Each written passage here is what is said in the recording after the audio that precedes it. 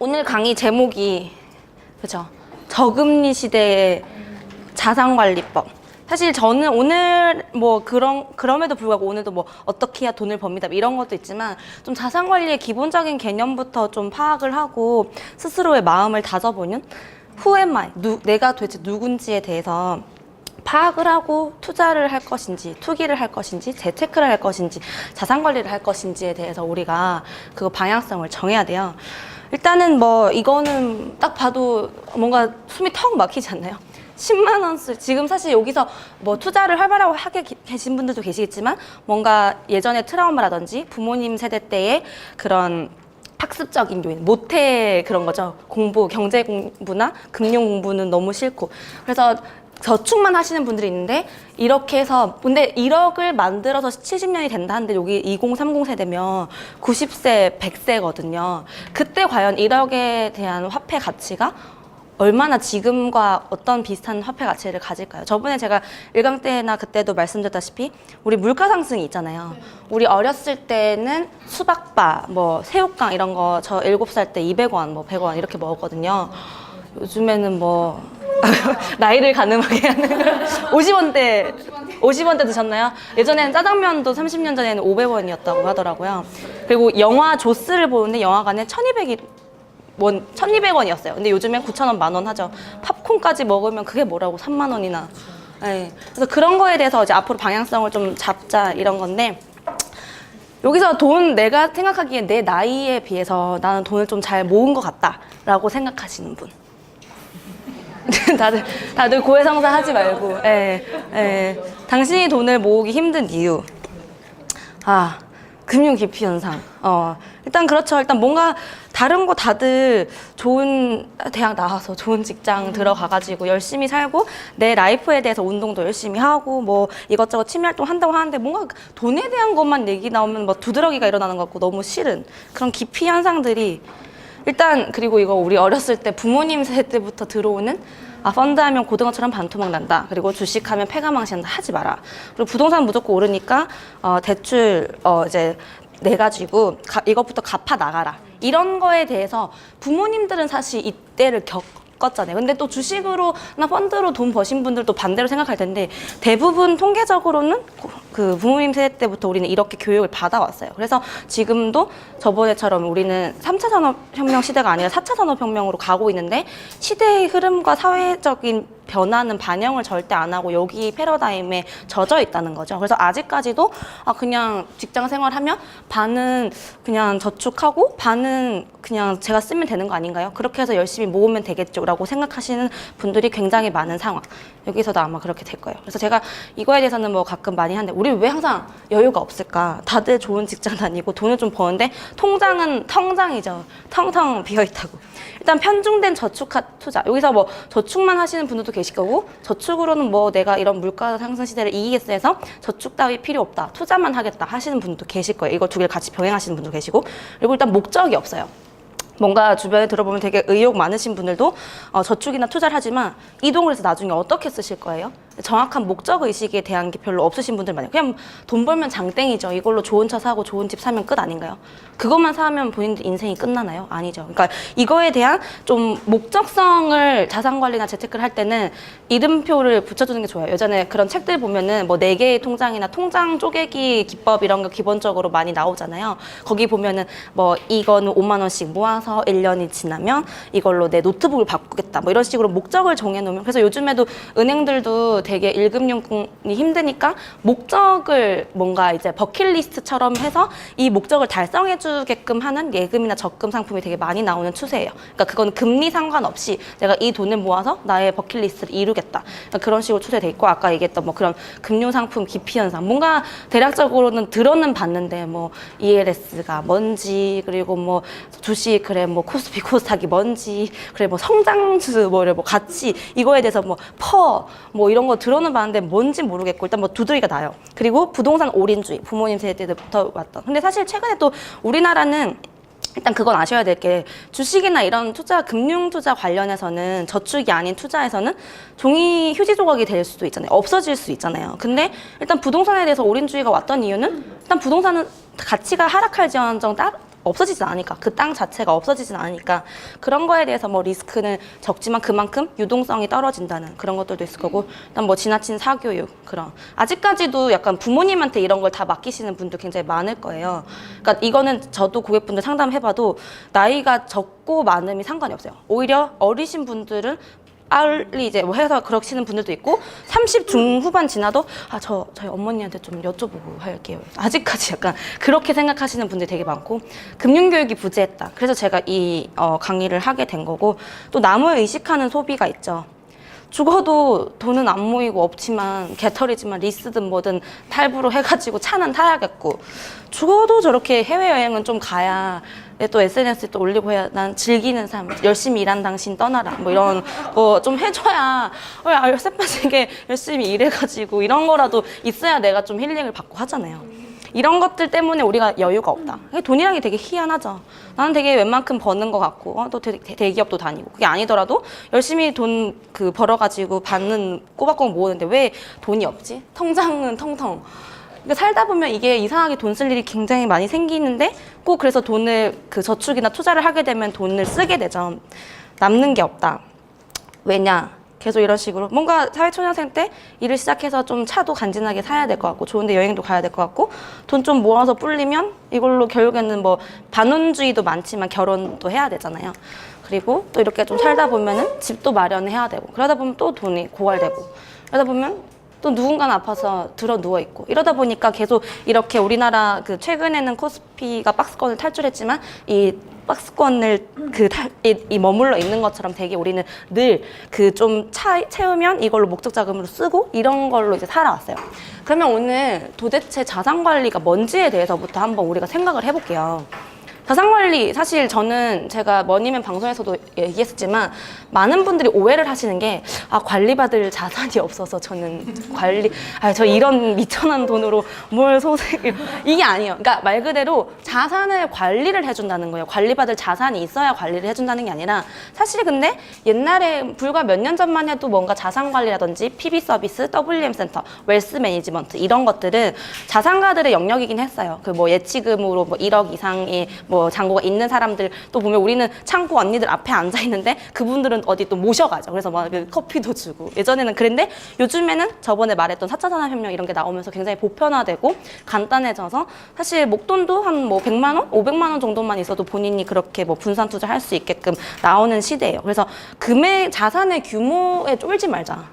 그거는 상관이 없어요. 근데 말 그대로 현재 자신의 자산 상태를 파악을 해요. 이게 내가 지금 목돈이 1,000만 원이 있고 한 달에 월급이 뭐 300인데 150은 쓰고 150 한다고 해서 일단 그거를 파악을 하고 아까 얘기했던 목표랑 목적 그리고 계획을 세우고 거기에 대해서 합리적으로 자산을 관리하는 거예요. 그래서 자산 관리 같은 경우는 말 그대로 한 번 뭘 해놓고 단발적으로 끝나는 게 아니라 단거리 달리기가 아니라 마라톤이라고 생각을 하시면 됩니다. 내 인생과 함께 가는. 예를 들면 이건 뭐 이제 어르신 분들도 계시니까 어학연수 자금을 위해서 아르바이트를 한다든지 뭐 대학 등록금 위해서 뭐 과외를 하거나 그리고 대부분 우리 2030 세대들이 지금 엮여 있는 게 내 집 마련, 내 집 사고 싶어요. 아니면 여행을 좀 더 자주 1년에 한 번, 두 번 말고 4번, 5번 가고 싶어요.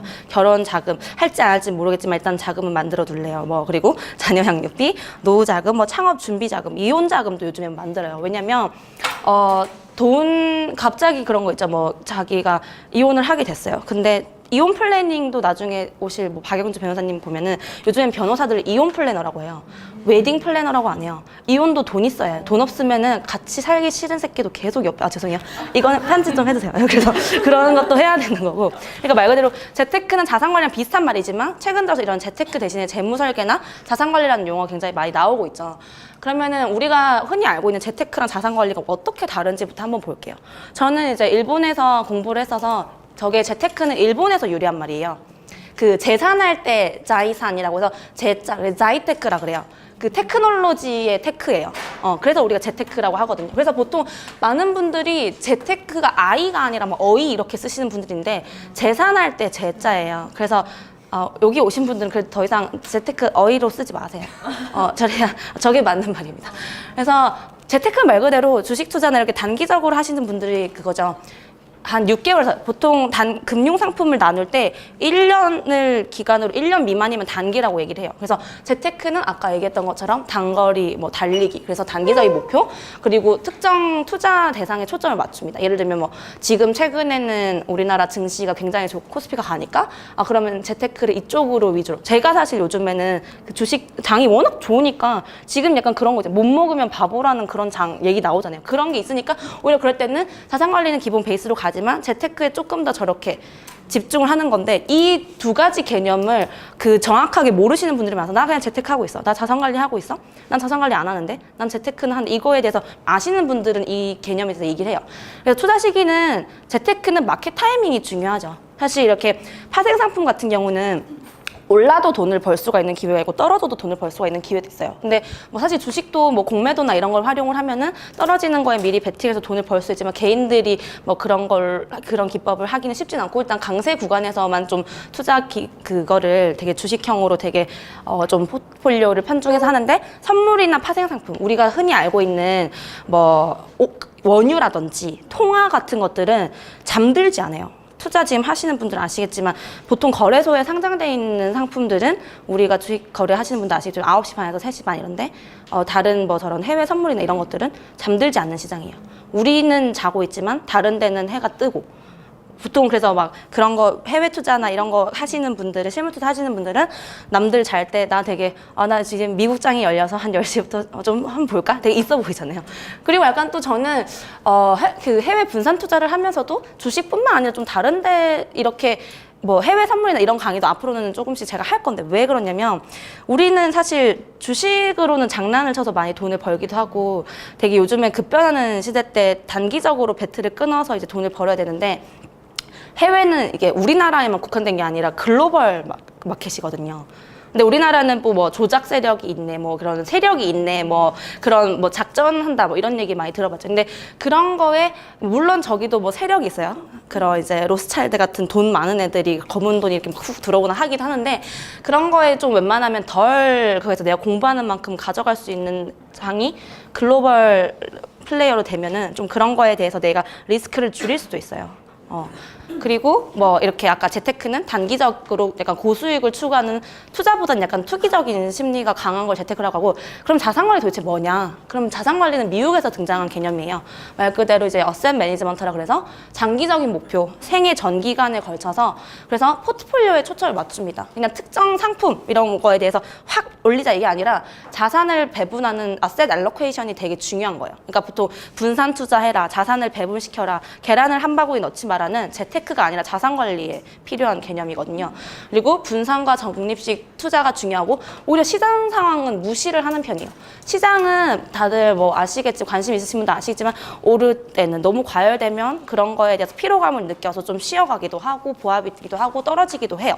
근데 만약에 보통 재테크는 다들 본인이 기법이나 이런 기술적인 게 별로 없으면 분할 매수하지 않고 뭔가 나 주식 시작해봐야지, 돈 많이 벌어야지, 1,000만 원을 2,000으로 만들어야지 해가지고 1,000만 원 일단 다 삽니다. 그냥 보통 본인이 리스크 관리가 안 돼요. 그냥 다 사는데 폭망이 떨어졌어. 근데 예를 들면은 5,000원짜리 주당 5,000원짜리 주식을 샀는데, 이거보다 사실 내가 수익을 보려면 5,000원보다 올라가야 되는데 이거를 대비가 안 되시는 분들은 처음에 무조건 다 사요. 그래서 보통 물타기나 뭐 분할 매수 이런 게 안 되니까 5,000원, 너무 무슨 공감되세요? 네, 뭐 2, 3,000원 막 떨어지면 막 심리적으로 막 후달려가지고 팔아. 근데 내가 팔면 또 올라. 그래서 막 그 예전에 그랬던 것들이 막 지금 8,000원, 10,000원 돼 있는데, 다른 사람들은 주식으로 돈 번다 그랬는데 왜 나는 항상 잃고.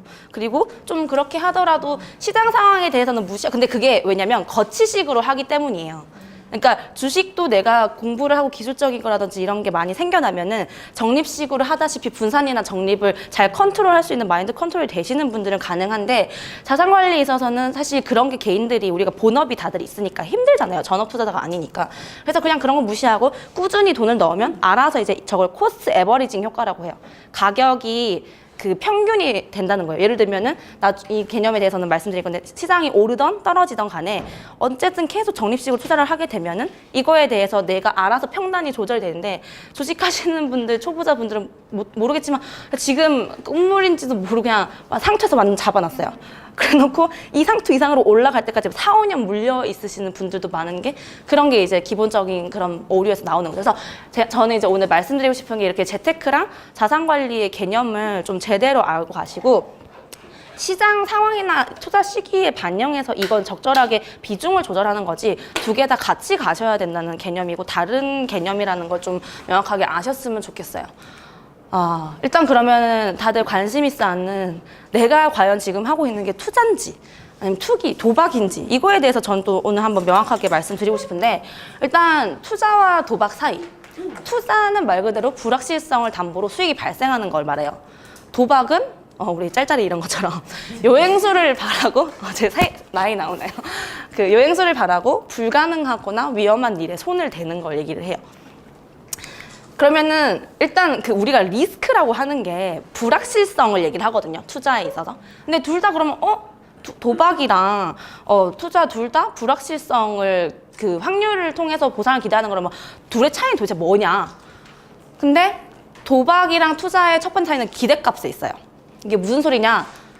저 이제 많이 긁어보셨죠, 로또. 근데 expectations라고 하는 게 미래의 불확실성을 얘기를 할 때 수학에서는 이제 이런 기대값이라는 개념을 이용을 하는데 이 기대값이란 이 불확실성이 존재하는 우리가 도박이나 투자에 참여했을 때는 얻을 수 있는 수익이 예상치로 볼 수 있는데 도박은 근데 투자와 달리 기대값이 음수인 경우가 많아요. 아까 얘기했던 것처럼 50, 50 나오고 꽝! 그러니까 예를 들면은 뭐 아니면 도전해요. 우리가 로또를 1,000원씩 계속 사요. 근데 그거에 대해서 조금이라도 1,000원짜리를 샀는데 꽝 됐으니까 800원 돌려드리겠습니다. 이런 거 없잖아요. 그냥 빵이 얄짤없이 빵인 거예요. 1,000원을 주고. 근데 이제 그런 거에 대해서 근데 얻을 게 없음에도 불구하고 우리는 언젠간 내가 로또 1등이 될 거야. 언젠간 내가 이 바카라에서 이기겠지. 언젠간 주식으로 내 종목이 상한가를 칠 거야. 이런 이겼을 때 이익만 생각을 해요. 왜냐면 그런 기대, 다들 이제 돈을 잃고 싶어서 투자나 도박을 하지 않잖아요. 다들 벌고 싶은 마음에 하잖아요. 이게 이제 기대값이 음수라는 게 도박이 그런데 예를 들어서 주사위를 굴려서 6이 나오면 500원을 줘요. 근데 100원이에요. 한 번 참가할 때마다. 근데 그래서 한 번 던져, 6번 던져가지고 6이 한 번 만약에 나오면은, 5번 던져서 500원이 나오면은 그 내가 본전은 치겠지만 끝까지 안 나오게 되면은 그냥 내 돈은 내 돈이 다 잃는 거거든요. 뭔가 플러스가 전혀 없어요. 5번 시도한 한 번에 6이 나오면 본전 이상 하겠지만 이건 투자가 아니라 도박인 거예요. 기대값이 음수기 때문에. 저거에 대해서는 뭐 머리 아프겠지. 일단은 이거 도박은 투자를 내가 했을 때 그러니까 이걸 나중에 얻을 게 없다. 걸리지 않으면 얻을 게 없으면 그건 도박이라고 생각을 하시면 돼요. 그리고 두 번째 차이는 변동성에 있어요. 그러니까 예를 들어서 기대값이 하나의 숫자 그리고 평균값의 일종이기 때문에 이렇게 이제 이런 맹점을 보완하기 위해서 수학에서는 이렇게 그 변동성을 함께 사용을 하는데 아까 얘기했던 것처럼 이제 변동성을 표시하는 대표적인 수치는 사실 제가 대학 다닐 때 그 통계나 저런 거 되게 싫어했거든요. 그래서 여러분도 지금 머리 아프실 거니까 크게 생각하지 말고 그냥 대략적으로 투자랑 도박이 어떻게 다른지에 대한 개념을 알아야 돼요. 그래서 도박은 낮은 확률로 높은 보상을 내세우는 경우가 많기 때문에 일반적인 투자에 비해서 변동성이 매우 높습니다. 근데 저번에도 제가 얘기했죠. 고위험이 고수익이라고 하지만 이게 하이 리스크가 하이 리턴이라고 하는 게 기대 수익률이 높은 거지 무조건 리스크가 높다고 해서 내가 그 하이 리턴을 받는 게 아니에요.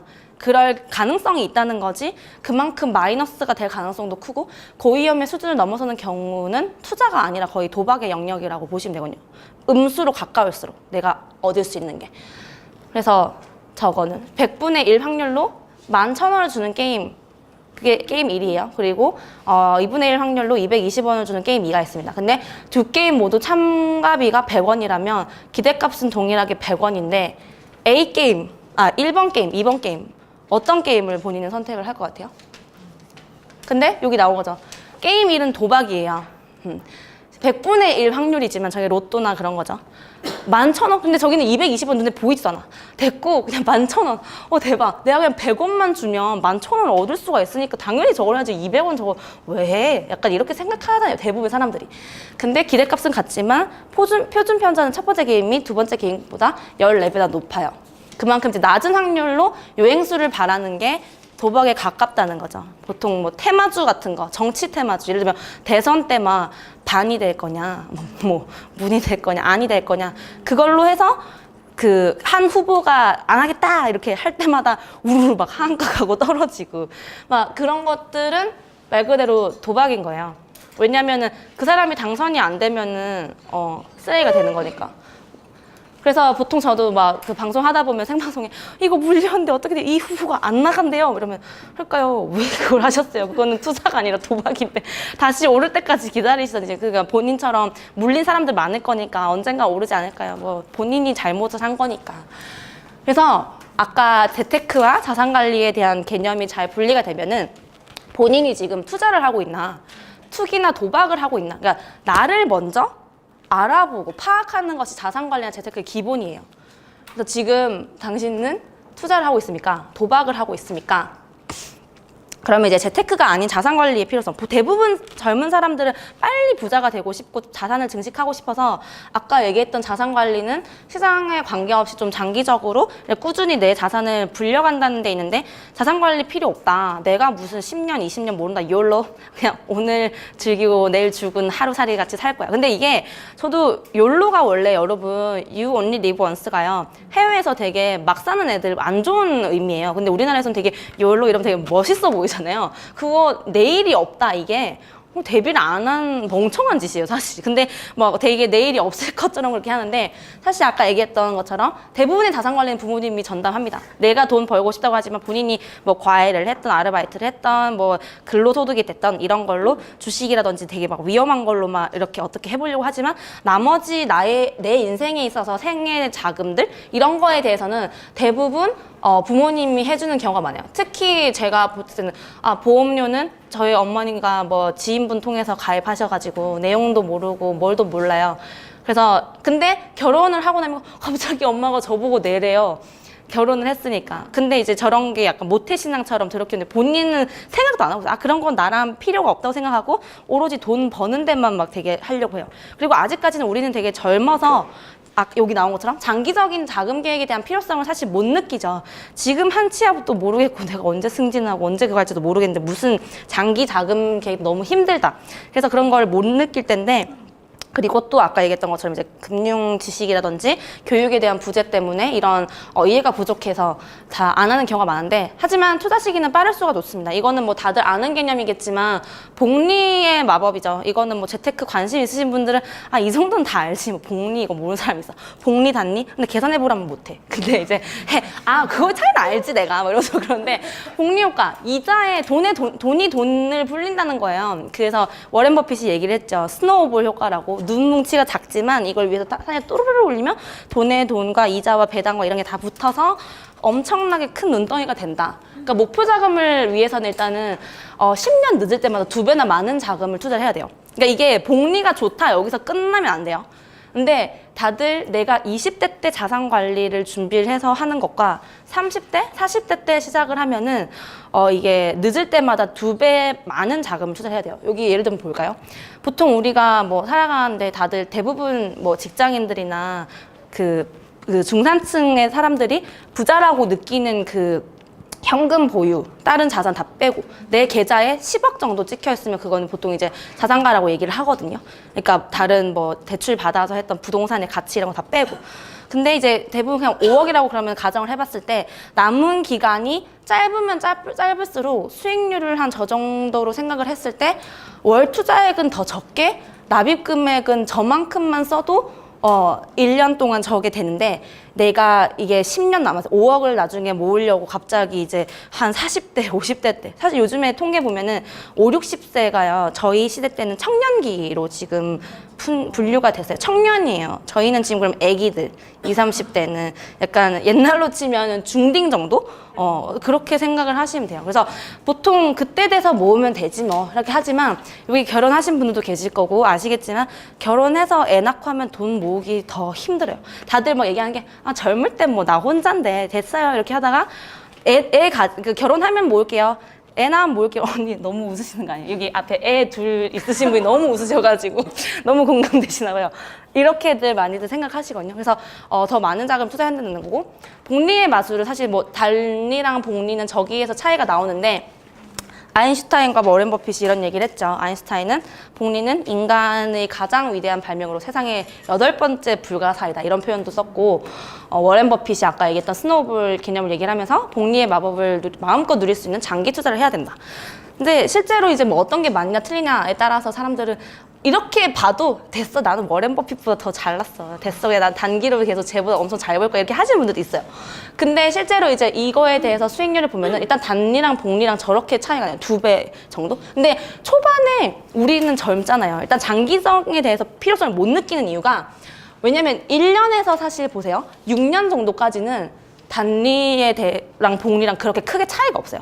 내가 지금 저거 하려고 저렇게 자산 관리해서 돈을 불리나? 뭐 별로 차이도 없네. 뭐 10만 원, 뭐 31만 원. 저 차이 때문에 단리랑 복리를 왜 나눠야 돼? 라고 하지만, 이 복리의 마법은 아까도 설명했다시피 이제 보통 뭐 7위 법칙 이런 거 관심 많으시면 아시겠지만 나중에 저렇게 확 차이가 나요. 기하급수적으로 오르거든요. 그렇기 때문에 어렸을 때부터 그런 자산관리 나눠서 조금씩 하라는 거고, 실제로 이걸 그럼 복리로도 수익률의 차이를 따져볼까요? 그럼 복리로도 그 투자가 아니라 저축만 하시는 분들이 있어요. 근데 지금 은행 뭐 보석으로 말고 좀 뭐 많이 잡아서 2%라고 칠게요. 복리로 그냥 그러면 은행이 계속 넣을게요. 투자 안 할게요. 근데 사실 보통 자산관리에 있어서 우리가 얘기하는 수익률들이 그렇게 높진 않아요. 뭐 2%, 4%, 6%면 뭐 저거 뭐 대단한 거라고 뭐 옛날에 치면 그렇게 되는데, 이 2%, 4%, 6%의 차이가 복리로 내가 투자를 했을 때, 지금 30살 기준으로 대부분 우리 여기 계신 분들의 평균 20, 30대를 평균을 30살 때부터 원금이 1년에 1,200이면 한 달에 내가 저축이랑 투자를 100만 원씩 한다고 쳐요. 그럼 1년에 1,200이죠. 물론 나이 올라가면서 뭐 호봉도 오르고 내가 승진도 하고 하면은 원금이 쌓이는 것 자체가 다르겠지만 일반화 시켜볼게요. 그럼 보통 우리가 요즘에는 이제 청년기 때까지 열심히 60세까지 30년 동안 돈을 모은다고 하면은 1,200만 원씩 30년 해서 원금은 3억 6천이 돼요.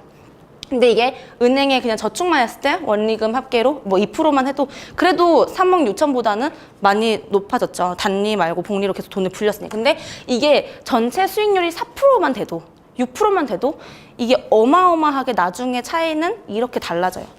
근데 사람들이 생각하는 내가 10억을 가져가는 이 돈에 그게 엄청나게 큰 수익률을 내야지 생각하는데 그게 아니에요. 적은 걸로만 내가 투자랑 그 저축을 분산을 해서 가져가기만 해도 저런 차이가 확연하게 나오거든요. 이거는 본인들이 엑셀표 만들어서 집에서 해보세요. 진짜 저렇게 나와요. 그러니까 내가 와닿고, 실제로 저는 고객분들이 이걸 안 믿으시고 모르겠다 그러면 네 인생에 대한 버킷리스트, 욜로 말고 죽을 때까지의 로드맵을 써서 저 자금 계획을 세워봐라. 그랬을 때 이 표를 만들고 나서야 재테크, 눈앞에 있는 요행이나 큰 돈만 하지 말고 이것도 같이 병행을 해야겠구나. 그때 자기가 깨달아요. 이거 표 필요하시면 제가 나중에 올려드릴게요. 그럼 본인이 해보시면 되고. 그러면 아까 얘기했던 지금은 자산관리 기본 베이스로 가지만 재테크에 집중을 해야 될 시기라고 하는 게 국내 증시 워낙 좋았죠. 코스피, 저 진짜 콤마 상태에 거의 식물 증시로 있다가 최근에 저렇게 훅 올라서 지금 막 증권가에서 예상으로는 내년에는 코스피 2,800까지도 보고 있어요. 지금 2,500 무난히 가고 하반기 때 뭐 2,600, 700 가고 내년 초까지는 2,800 갈 거다. 물론 이제 보통 이렇게 급등을 하면 피로감 때문에 살짝 쉬어가거나 살짝 이제 조정이 올 때가 있는데, 이런 거를 보통 가격 조정이라고 안 하고 기간 조정이라고 얘기를 해요. 가격 조정은 저렇게 이렇게 훅 빠질 때를 얘기를 하고, 기간적으로 조금 우리가 피로도를 쉬어갈 때는 기간 조정이라고 얘기를 하는데, 그럼 제가 항상 얘기하는 게, 저번에 제가 1차 강의 때도 얘기했고 늘 얘기하는 게 분산 투자. 우리나라 뭐 전 세계 글로벌 시총 100으로 봤을 때 채 2%도 안 되는 시장이니까 나머지 98%의 그 눈을 돌려라고 생각을 해볼게요. 근데 저는 이제 이 표를 왜 차트를 가지고 왔냐면, 최근에 재테크를 시작하신 분들은 그래도 우리나라가 지금 전 세계적으로 봤을 때 그 아시아 쪽으로는 인도 다음으로 우리가 되게 이번에 증시가 되게 좋았어요. 신흥국 쪽으로 지금 달러가 약세니까 이제 그거에 따라서 이제 신흥국들이 증시가 굉장히 좋았거든요.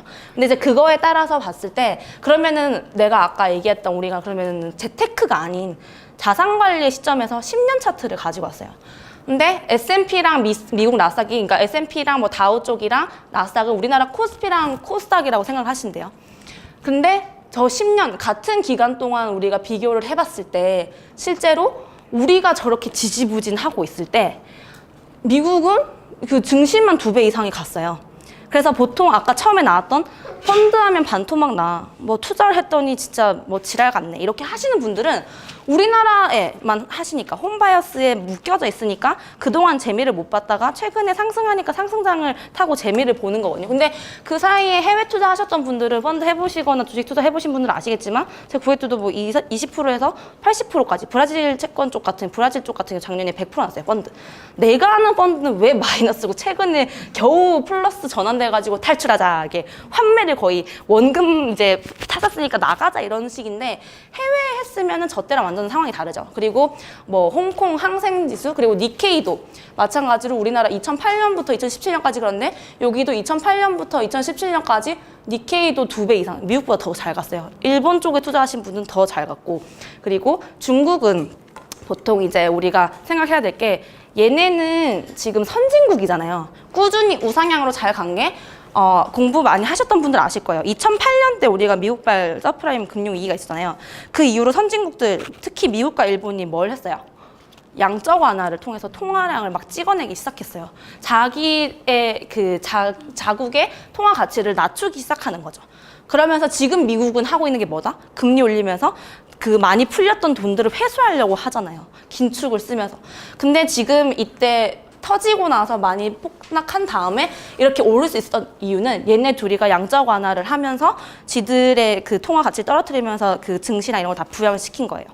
근데 그동안에 우리는 계속 이때부터 거의 이제 식물 증시로 있었던 거죠. 근데 그러면은 선진국들은 생각을 해야 될 때 앞으로 이제 이런 거에 대해서 전체적인 흐름을 볼 때 얘네는 자국 통화에 힘이 있고 그 정책적으로 했을 때 전 세계적으로 무역이나 이런 걸 했을 때 힘이 있으니까 통화 정책을 하면 이렇게 약발이 금방금방 나와요. 그러면은 보통 우리가 생각할 때 뭐다? 해외에서 어떤 뭔가 위기가 오고 나서 기회가 온 다음에 이 나라들이 통화 정책, 양적 완화를 한대라고 하면은 그때부터 내가 좀 긴 중장기로 봤을 때 이런 선진국들 위주로 이런 양적 완화 하고 있는 애들 위주로 적금하는 거 200만 원 대신 100만 원 정도 이렇게 선진국에 나눠서 넣으면은 그 적금 이율 2%도 안 되는 거보다는 같이 상쇄시키면 되게 좋은 수익을 얻을 수가 있겠네. 이렇게 생각을 할 수 있는 저번에 얘기했던 거 있잖아요. 경제신문 읽는 법. 그런 거를 경제신문에서 캐치를 하는 거예요. 이런 정책적으로 이런 게 움직이는지. 근데 중국이나 베트남이나 인도는 뭐다? 저때 얘기했던 것처럼 뭐 공산국가 그리고 앞으로 이제 올라가야 되는 것들 있고 그리고 뭐 인도 같은 경우는 카스트 제도 이런 것 때문에 힘들다고 했잖아요. 여러 가지. 그래서 선진국의 차트는 이렇게 주기가 되게 짧고 빨리 이런 통화 정책 이런 거에 민감해서 잘 우상향으로 간다는 안전적인 특징이 있고 이런 뭐 중국 쪽이라든지 아까 얘기했던 이머징 마켓 같은 경우는 되게 주기가 길어요. 침체 주기. 우리나라랑 비슷해요. 근데 그러다가 한 번 훅 그때 중국 쪽 투자하셨다는 분 계셨잖아요. 근데 그때가 이제 뭐 2007년 이때 만약에 어떤 분들 얘기했을 때 막 이때 고점에 물려가지고 앞으로 중국 이렇게 될 겁니다 라고 막 얘기했는데 그동안 이렇게 막 폭망하니까 나 중국 안 할 거라고 했지만 또 이 흐름을 잘 타고 여기서 투자 수익 보신 분들은 어마어마한 수익을 봤어요. 근데 보면은 확실하게 우리가 봐야 될 게 우리나라도 마찬가지였지만 나중에 집에 가시면 코스닥이나 코스피 10년 차트 말고 뭐 되게 길게 아마 증권사 HTS 들어가면 볼 수 있을 텐데 보시면은 신흥국들의 특징은요 이렇게 주기가 되게 길다가 한 번 이렇게 확 변동성이 튀는 경향이 있어요. 그래서 근데 여기서 우리가 유심히 봐야 될 거는 지지대 이 바닥이 점점 조정은 받지만 조금씩 올라가고 있다는 걸 확인을 해야 돼요. 왜냐면 우리 막 1대1로 중국에 대해서 굉장히 좋게 보고 있고 인프라, 특히 공산국가니까 걔네는 밀어붙이면 무조건 하는 나라거든요.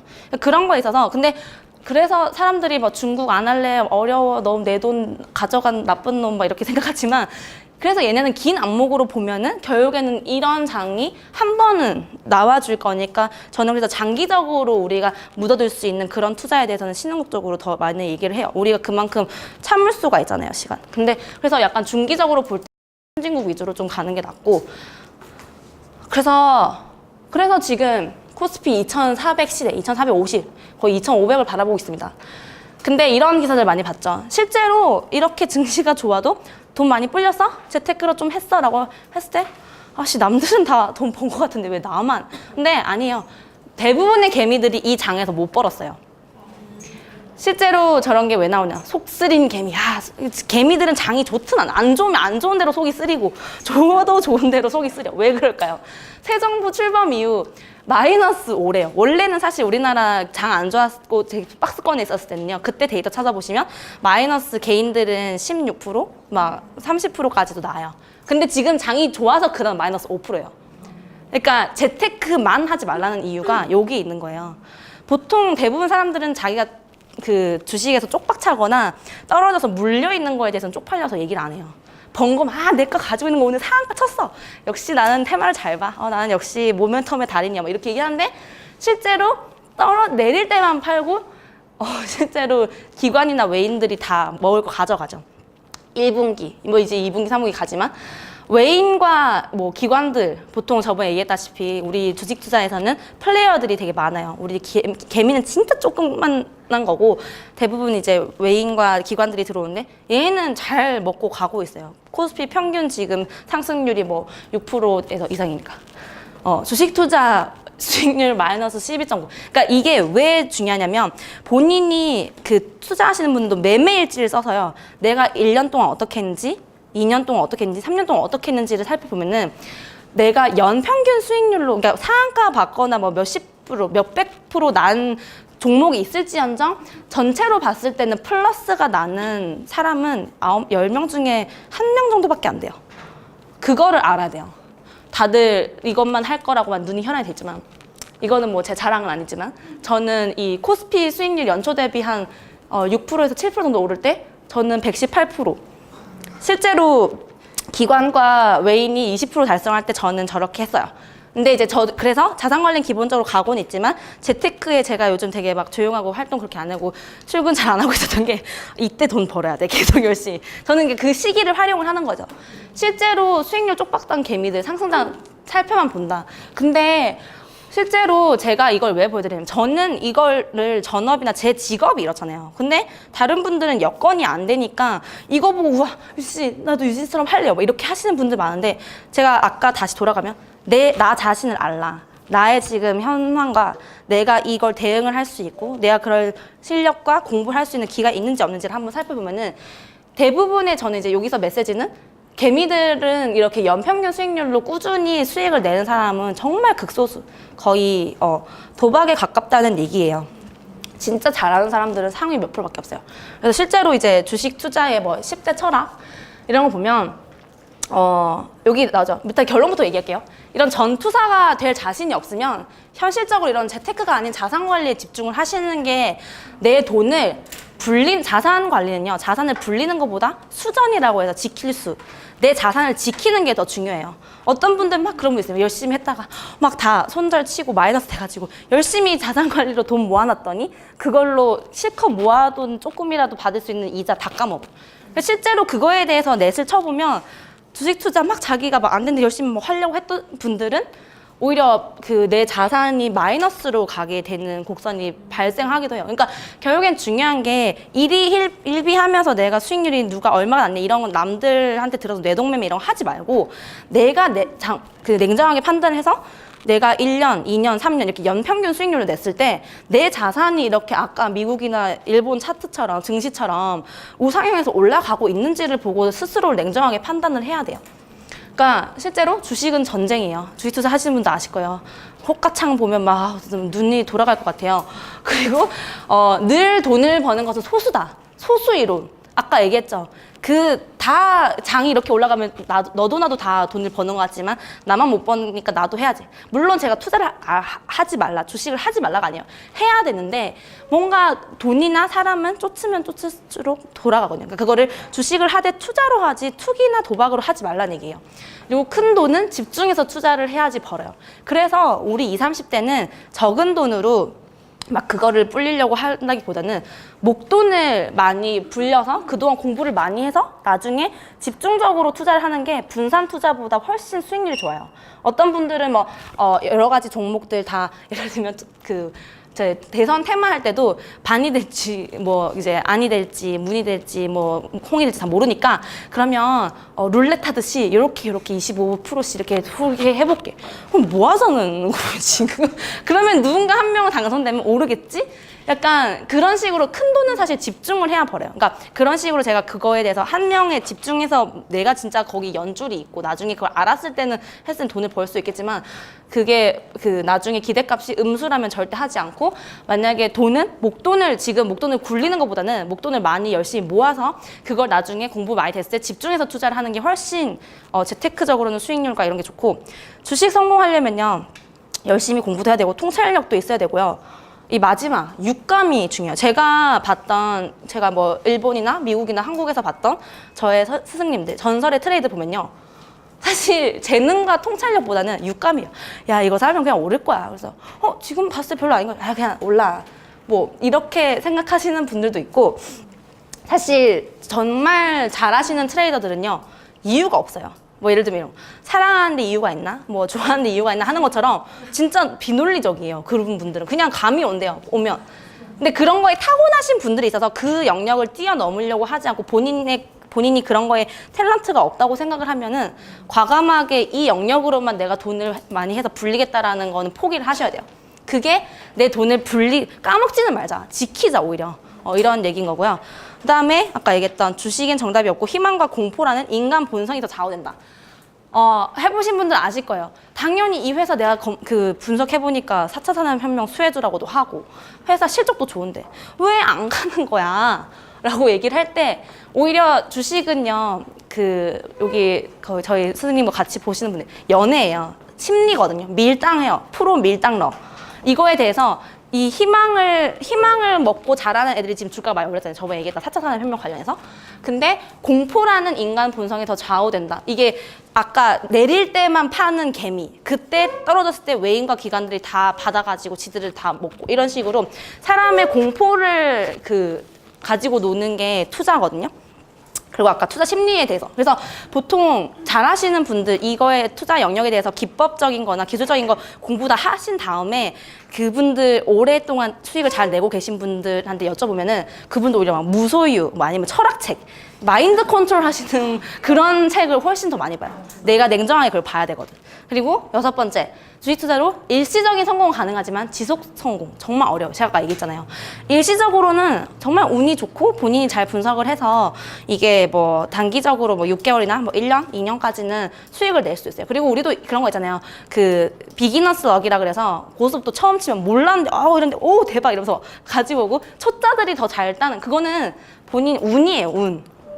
못 모를 때 오히려 더 과감하게 베팅할 수 있기 때문에 그렇게 이제 한 건데 알기 시작하면은 더 힘들어지고 하는 거죠. 근데 아까 얘기했던 것처럼 주식 투자로 지금 수익을 내더라도 본인이 제가 왜 저 시기가 언제 왔었냐면 저도 이렇게 했었을 시기가 20대 초반이에요. 난 자산관리 따위 필요 없다. 재테크로 뭐 하루에 내가 지금 그때 ELW라고 워런트 증권이 있어가지고 그걸로 하면은 콜, 풋 이렇게 해서 이제 오르면은 오르는데 베팅하고 떨어지면 떨어지는데 베팅하는데 그걸 해서 처음에 못 모를 때 했는데 하루 만에 수익이 120%가 난 거예요. 그래서 나 진짜 천재인가 보다. 나 진짜 타고났어. 딴 거 다 필요 없고 그때 가입했던 보험 다 해지하고 뭐 어렸을 때 했던 거 했는데 진짜 정확하게 한 달 반 만에 시원하게 말아먹고 진짜 코 묻은 돈 진짜 제가 국밥 팔고 고기 구워가지고 했던 돈 처음에는 200이 거의 막 한 400 됐다가 결국에는 마이너스가 돼가지고 돈을 잃었었어요. 그러니까 일시적으로 성공 가능하지만 지속 가능한 본인이 그게 없다면 이거에 대한 것도 냉정하게 판단을 해야 돼요. 본인이 끼가 있는지 없는지. 그거에 대한 것도 생각해야 되고 쉽게 생각하는 사람은 절대 성공할 수 없어요. 주변에 카더라에서 우리 부장님이 옆에서 사면 이거 사면 무조건 오른대. 이건 쉽게 생각하니까 본인이 회사에 대해서 분석하지 않고 그냥 사는 거거든요. 그러니까 이게 쉽게 생각하는 사람은 절대 성공할 수 없어요. 카더라 정보에 흘려가지고 무조건 사는 사람들. 저는 그래서 어떻게 보면 시험을 해봐요. 뭔가 이거에 대해서 한번 제가 종목을 안 주죠. 공부해봐라고 해요. 거기는 좋은 종목도 섞여 있고 안 좋은 종목도 섞여 있어요. 그거에 대해서 본인이 냉정하게 저번에도 얘기했죠. 정보의 우리 쓰나미 시대 때는 이거를 우리가 어떻게 잘 옥석을 구별해낼 수 있는 분석력이 더 중요하다고. 그런 거에 대해서 본인이 알아야 되고 열심히 공부하고 노력하면은 최고의 부를 가져다 줘요. 왜냐면 처음에 제가 막 보여드렸던 것처럼 삼성전자 우리 응팔 할 때요. 그 전에 제가 차트 때 봤을 때 1985년도 지금 85년생 있으시죠? 그때 한 주당 3,200원 했어요. 지금은 얼마요? 230 거의 막 300만 원 이렇게 뭐 보고 있죠. 그런 식으로 제가 아시는 자산가 분 중에는 할머니 때부터 삼성전자 주식만 사고 팔고 지어가지고 그래서 타워팰리스 세 채 있고 도곡동에 패밀리로 계신 분들이 있어요. 근데 그분들 크게 한 거 없고 주식만 그렇게 했는데 이것저것 한 것도 아니에요. 그냥 삼성전자만 죽어랬대요. 근데 그런 식으로 공부하고 본인이 인사이트가 있으면 그렇게 최고의 부를 가져다 주는 사람도 있어요.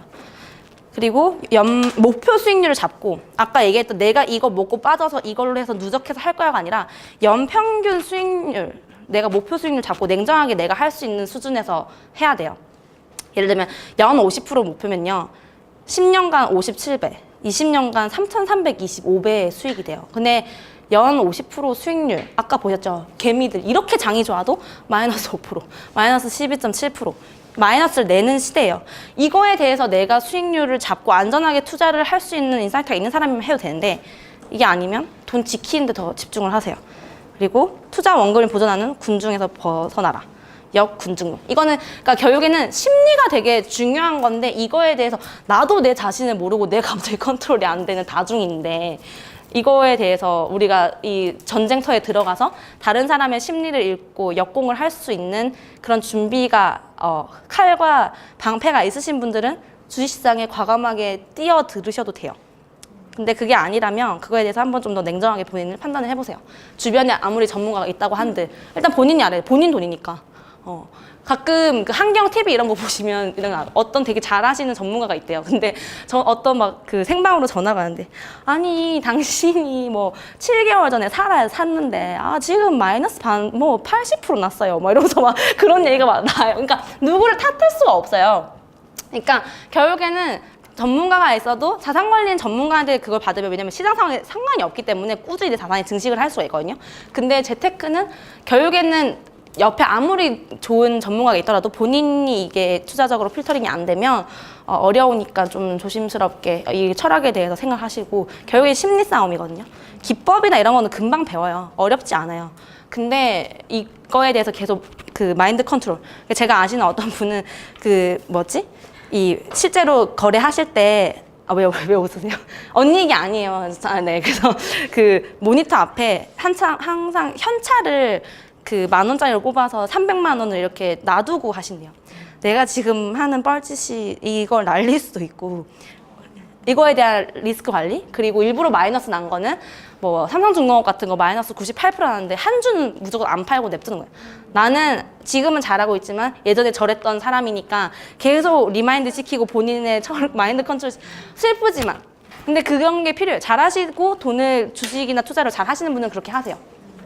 그럼 실제로 20대 사회 초년생의 자산관리 목표 우리는 대부분이 투자에 관심 없으신 분들은 보통은 아까도 얘기했다시피 이제 저축을 많이 하잖아요. 은행에. 본인 그래도 잘하고 조금 여기서 좀 업그레이드 된 버전은 제가 그저께 만났던 고객은 그 우리가 전국은행연합회에 들어가면요.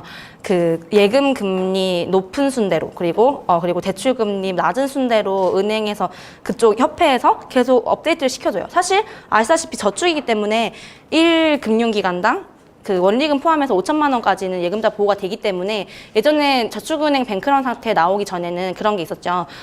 원리금 다 포함해서 5천만 원 안 되게 저축은행 나눠서 하자. 근데 실제로 이제 그런 식으로 제가 아는 분 적금만 400만 원을 하고 있어요. 남편이랑 같이 합쳐서. 근데 웰컴 저축은행 이런 데가 그나마 지금 한 2.7%도 줘요. 이런 시간에.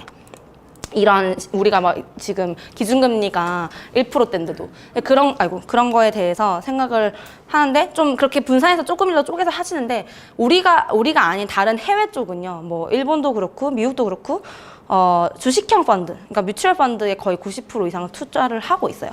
예.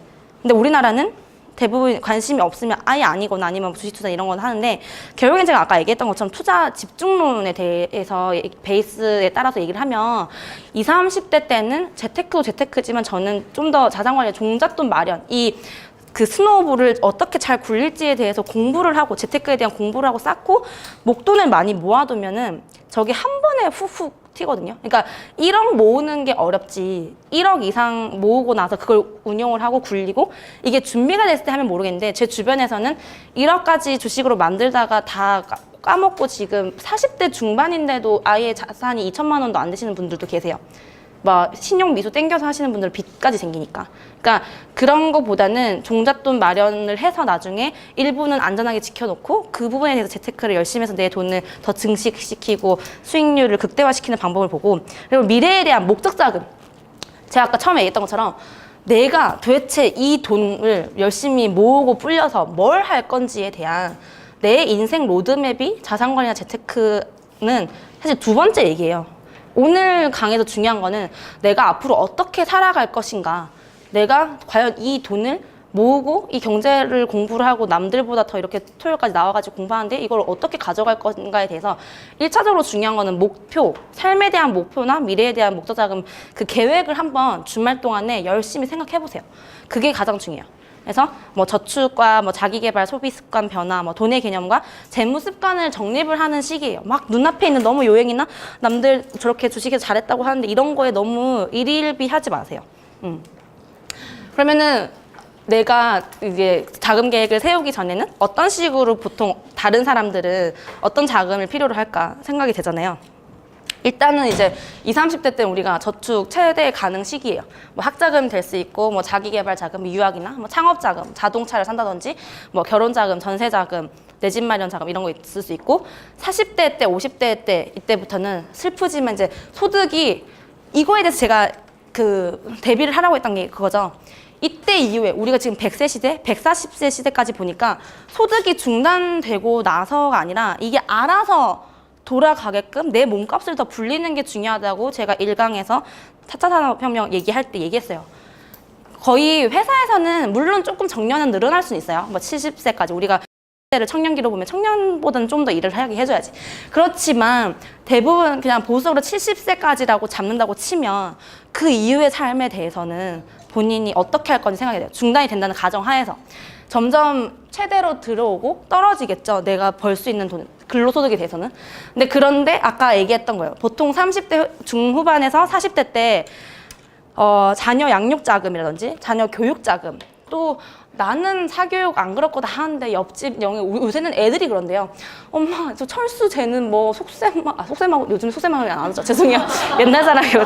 뭐 논술학원이나 뭐 이런데 학원만 8개 다니는데 저 사교육비 어마어마해요. 저는 뭐 제 고객분들 중에서는 중학생 자녀가 2명인데 그 사교육비로만 한 달에 250이 나가요. 요새는 그리고 반려견 결혼 안 해도요. 개나 고양이에 미친 사람들은 그 반려견 영어 유치원이나 그런 데 있잖아요. 한 달에 그 100만 원이에요. 그러니까 반원주의라도 나는 외롭지 않아 이렇게 하려면 개 유치원도 보내요. 개 호텔 이런 데. 거기도 한 달에 100만 원씩 나가요. 그런 시대가 왔어요. 옛날이랑 다르다니까요. 지금 그러니까 이것도 사실 어떻게 보면은 90년대에서 한 2000년대 초반 때까지는 이게 대부분의 사람들이 저런 자금이 정해져 있었는데 지금은 예를 들어서 우리 뭐 복순이의 뭐 유치원 자금 뭐 이런다든지 이런 것들을 세부적으로 내 라이프 스타일과 나의 그거에 따라서 생각을 해야 되는 거예요. 그리고 결혼을 하는 사람이 있을 수도 있고 자녀가 없을 수도 있는 사람은 나에 대해서 그럼 투자를 어떻게 하고 마련을 할 거냐. 그리고 또 어떤 분들은 나는 결혼 안 하니까 자녀 학자금 필요 없다 이러지만 그러면 자녀한테 투자 안 하는 걸로 나는 또 뭘 해야 될 거 아니에요. 남들만큼 그 여유가 있어. 그거에 대한 생각을 또 해야 된다는 거죠. 사실 요즘에는 이것도 받는 사람도 있고 안 받는 사람들도 있고 없이 시작하는 사람들도 있는데 그래도 내 마음은 나는 못 받았어도 우리 자식은 그래도 금수저처럼 다이아몬드 수처럼 키우고 싶은 게 또 우리 마음이에요. 안 그러신 분들도 계시죠. 이 새끼야 네가 알아서 커라 이렇게 하는 사람도 있겠지만 저는 진짜 그렇게 키울 거예요. 워렌 버핏처럼 어렸을 때부터 이제 공병 주워와서 요즘 이거 가져가면 100원씩 주니까 이거 해서 오고 엄마 이거 설거지 해주면은 돈 준다 이런 식으로 키울 건데 만약에 애가 나온다면 그게 아니더라면 이제 그런 것도 자녀 결혼 자금까지 생각하시는 분들이 많은데 보통 요즘에는 자녀 학자금까지 생각을 많이들 하세요. 대학교 1년 등록비를 예를 들어 예체능 우리 아이가 너무 뛰어난 김연아나 손현재가 될 수 있잖아요. 그러면은 뭐 1년에 사실 지금도 뭐 800만 원에서 뭐 100만 원이라고 치면 근데 화폐 가치를 생각을 해야겠죠. 지금 애 낳아서 애가 대학 간다면 20년 뒤에 생각을 했을 때 물가 상승률은 보통 보수적으로 1%대에서 2%를 잡고 생각을 해보세요. 그때 돈이 얼마나 필요할까? 왜냐면 우리가 20, 30년 전에 짜장면 500원에 먹었던 사람이에요. 지금 5, 6천 원 주고 먹지만 그거 생각을 하세요. 지금 상황에서 그때 그냥 연애 100만, 1000만 원 정도는 되겠지? 아니요. 물가 상승 생각을 해야 돼요. 그거에 대한 자금 계획도 세워야 되고 그 다음에 이제 은퇴 자금 별로 없을 것 같지만 지금도 그 약간 프리랜서나 이런 식으로 생각하시는 분들은 이거를 그 20, 30대가 아니라 거의 뭐 몇 달, 몇 년 주기로 이 20, 30대와 60세를 왔다 갔다 해요. 소득이 없을 때도 있고 많을 때도 있고 적을 때도 있고 아예 없을 때도 있어요. 그러니까 오히려 그런 이제 자기가 이제 공무원이라든지 이런 분들이 아닌 경우에는 이런 자금 계획이 더 필요한데 또 그런 분들은 또 핑계가 내가 한 달에 들쑥날쑥한데 뭘 이걸 자산 관리를 해요 라고 하시거든요. 근데 보통 그럴 때는 자기가 그 아까 얘기했던 본인의 로드맵 1년치를 평균을 냈을 때 예를 들면 그 달에는 200만 원 벌지 많이 벌 때는 800만 원 벌 이거에 대해서 가중 평균을 내는 거예요. 그러면 그거에서 최소한으로 예를 들면 이번 달에는 다음 달에는 아니겠지만 그게 또 들어왔을 때는 또 이제 돈이 유동적으로 들어가잖아요. 그거에 대해 생각했을 때 최소한의 금액을 잡아두면 돼요. 그렇게 해서 시작을 해야 되는 게 더 오히려 공무원이나 정규직 다니시는 분들보다는 프리랜서나 이렇게 노마드 라이프를 즐기시는 분들이 이런 게 더 중요하다라는 거고 그러면 실제로 우리가 지금 그 대부분의 직장인 분들 생각했을 때 한 달에 300만 원 정도 받는다고 쳐요. 한 30대 기준으로. 근데 이게 보통 우리가 연금이라는 걸 되게 내가 꼬부랑 할머니, 할아버지가 됐을 때부터 받는 거라고 하지만 연금에 대한 정의는 내가 물리적인 시간과 노동을 투자 안 해도 한 달에 알아서 나오는 거를 연금이라고 해요. 그러니까 당장 예를 들어서 난 열심히 멋있는 트레이더가 돼서 40대 때 은퇴를 할 거야. 그러면 한 달에 얼마씩 이렇게 나올 수 있는 그게 정해져 있어야 된다는 거죠. 근데 실제로 우리가 보통 봤을 때는 이쯤 되면은 뭐 3억 원대 지금 사실 서울에서는 저게 말도 안 될 수 있지만 그런 주택을 소유를 하고 있고 월급을 한 200만 원 정도 맞벌이 그럼 400 했을 때 65세 정도에 은퇴를 한다고 칠게요. 그러면은 보통 이게 우리가 중산층으로 살 수 있는 게 부부가 합산을 한 300은 정도 있어야 여행도 다니고 이제 건강 보조도 하고 보양식도 먹고 제 다른 옆집에 순이 할머니네랑 뭐 어디 놀러도 가야 되고 백수도 먹어야 되고 이런 게 있는 거예요. 근데 이런 거에 대해서 보통 대부분은 회사 다니시는 분들은 국민연금 이건 돼 있죠. 그리고 아직까지는 아니지만 이제 기업 규모별로 퇴직연금이 그 아예는 이제는 의무 가입이 될 거기 때문에 이거를 하는데 아직도 없으시는 분들도 있어요. 근데 퇴직연금도 여기 안에 뭐 DB형, DC형, IRP? 그게 뭐예요, 선생님? 저는 몰라요. 뭔지 몰라요. 하지만 DB형은 본인이 못 건드리는데 DC형이나 IRP로 되어 있으신 분들은 관리를 해야 돼요.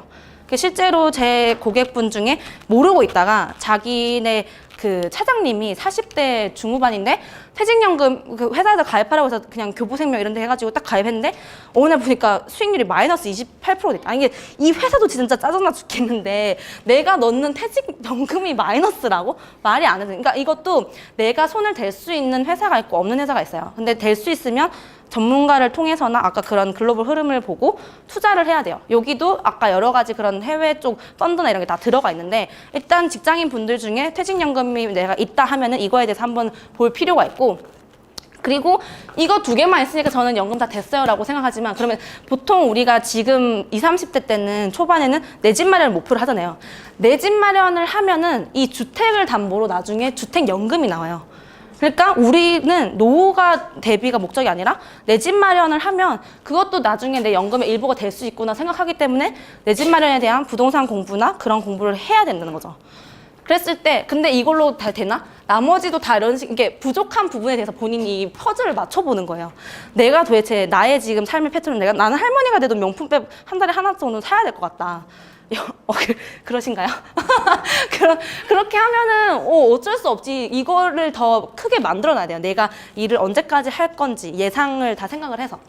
그럼 실제로 아까 얘기했던 뭐 퇴직연금이나 국민연금 나오는데 개인연금에 대해서는 내가 나중에 어떤 라이프를 즐기고 내가 어떤 삶을 살아갈 건지에 대해서는 사실 요즘에 국민연금에 대한 불신이 되게 크잖아요.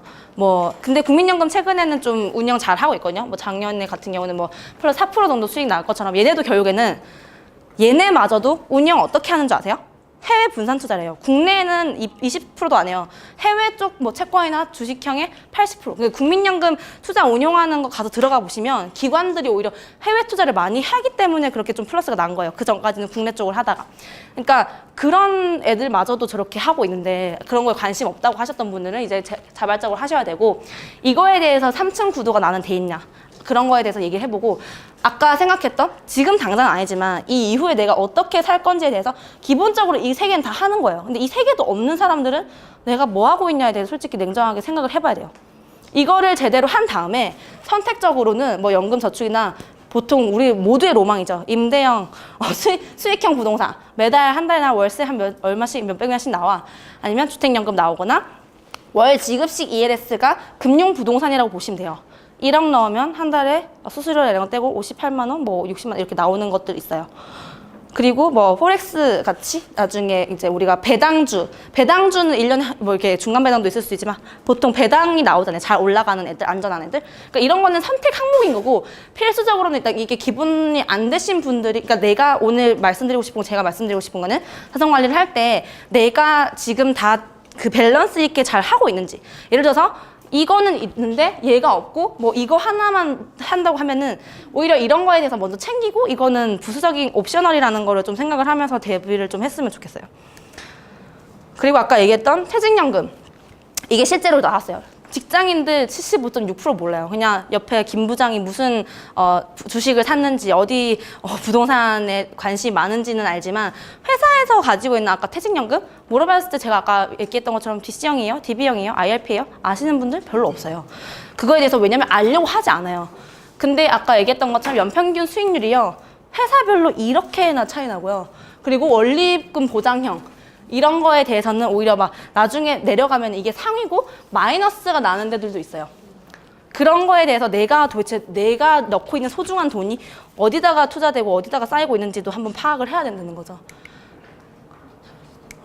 실제로, 그리고 제가 또 얘기하는 게, 우리 세액공제 받으려고 대부분 직장인분들 연금 펀드, 연금 저축 하잖아요. 연금 저축도 보험사에서 하는 연금 저축이 있고 연금 저축 펀드라고 증권사에서 하는 게 두 가지로 나뉘어져 있어요. 보통 다들 이제 400만 원 받아야 되니까 그 은행이나 증권사에 있는 언니들이 이렇게 얘기해요.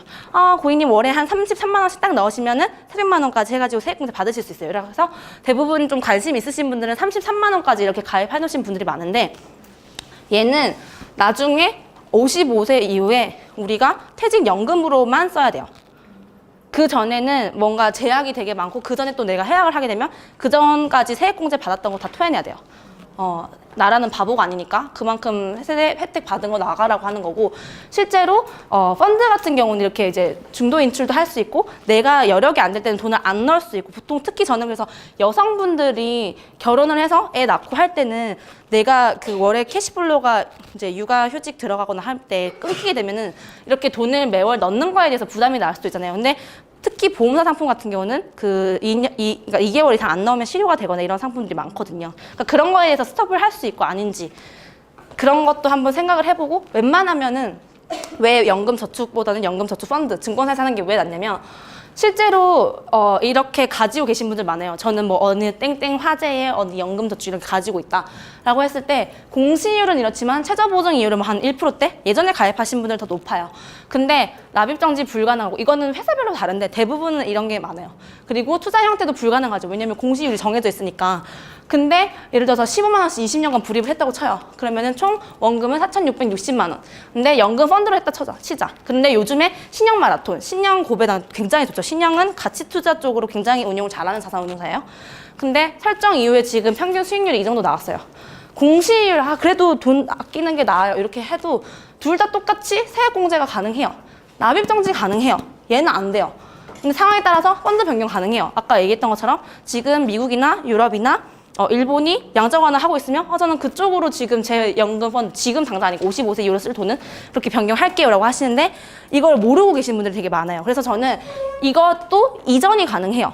물론 이제 해약 이전이라고 해서 여기서 정리를 하고 오는 건데, 그래서 이거는 가입하신 지 얼마 안 되신 분들은 엄청 손해기 때문에 어쩔 수 없이 냅두고 추가 여력이 있으면 이걸 하는 거지만 조금 제가 상담을 많이 해보면 연금 저축이 뭔지 모르고 그냥 주변에서 지인이 추천해서 했다고 해가지고 2, 3년 정도 그냥 납입을 하고 계신 분들이 있는데 본인이 하고 있는 게 이게 맞는지 뭔지를 파악한 다음에 이렇게만 해도 나중에 돈이 이렇게나 차이가 나거든요.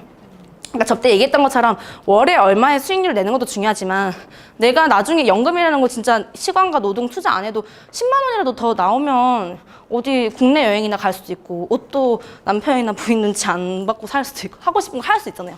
그런 거에 대해서 좀 생각을 해서 좀 효율적으로 바꿀 수도 있고 그럼 내 연금을 어떻게 찾냐 이건 모르시는 분들 있어요. 아까 특히 연금이나 그 보장성 보험 같은 경우는 부모님이 해주시는 분들이 많아서 근데 여기 이제 앞으로 여러분들이 많이 친해져야 돼요. 금감원이나 이런 데 들어가면요.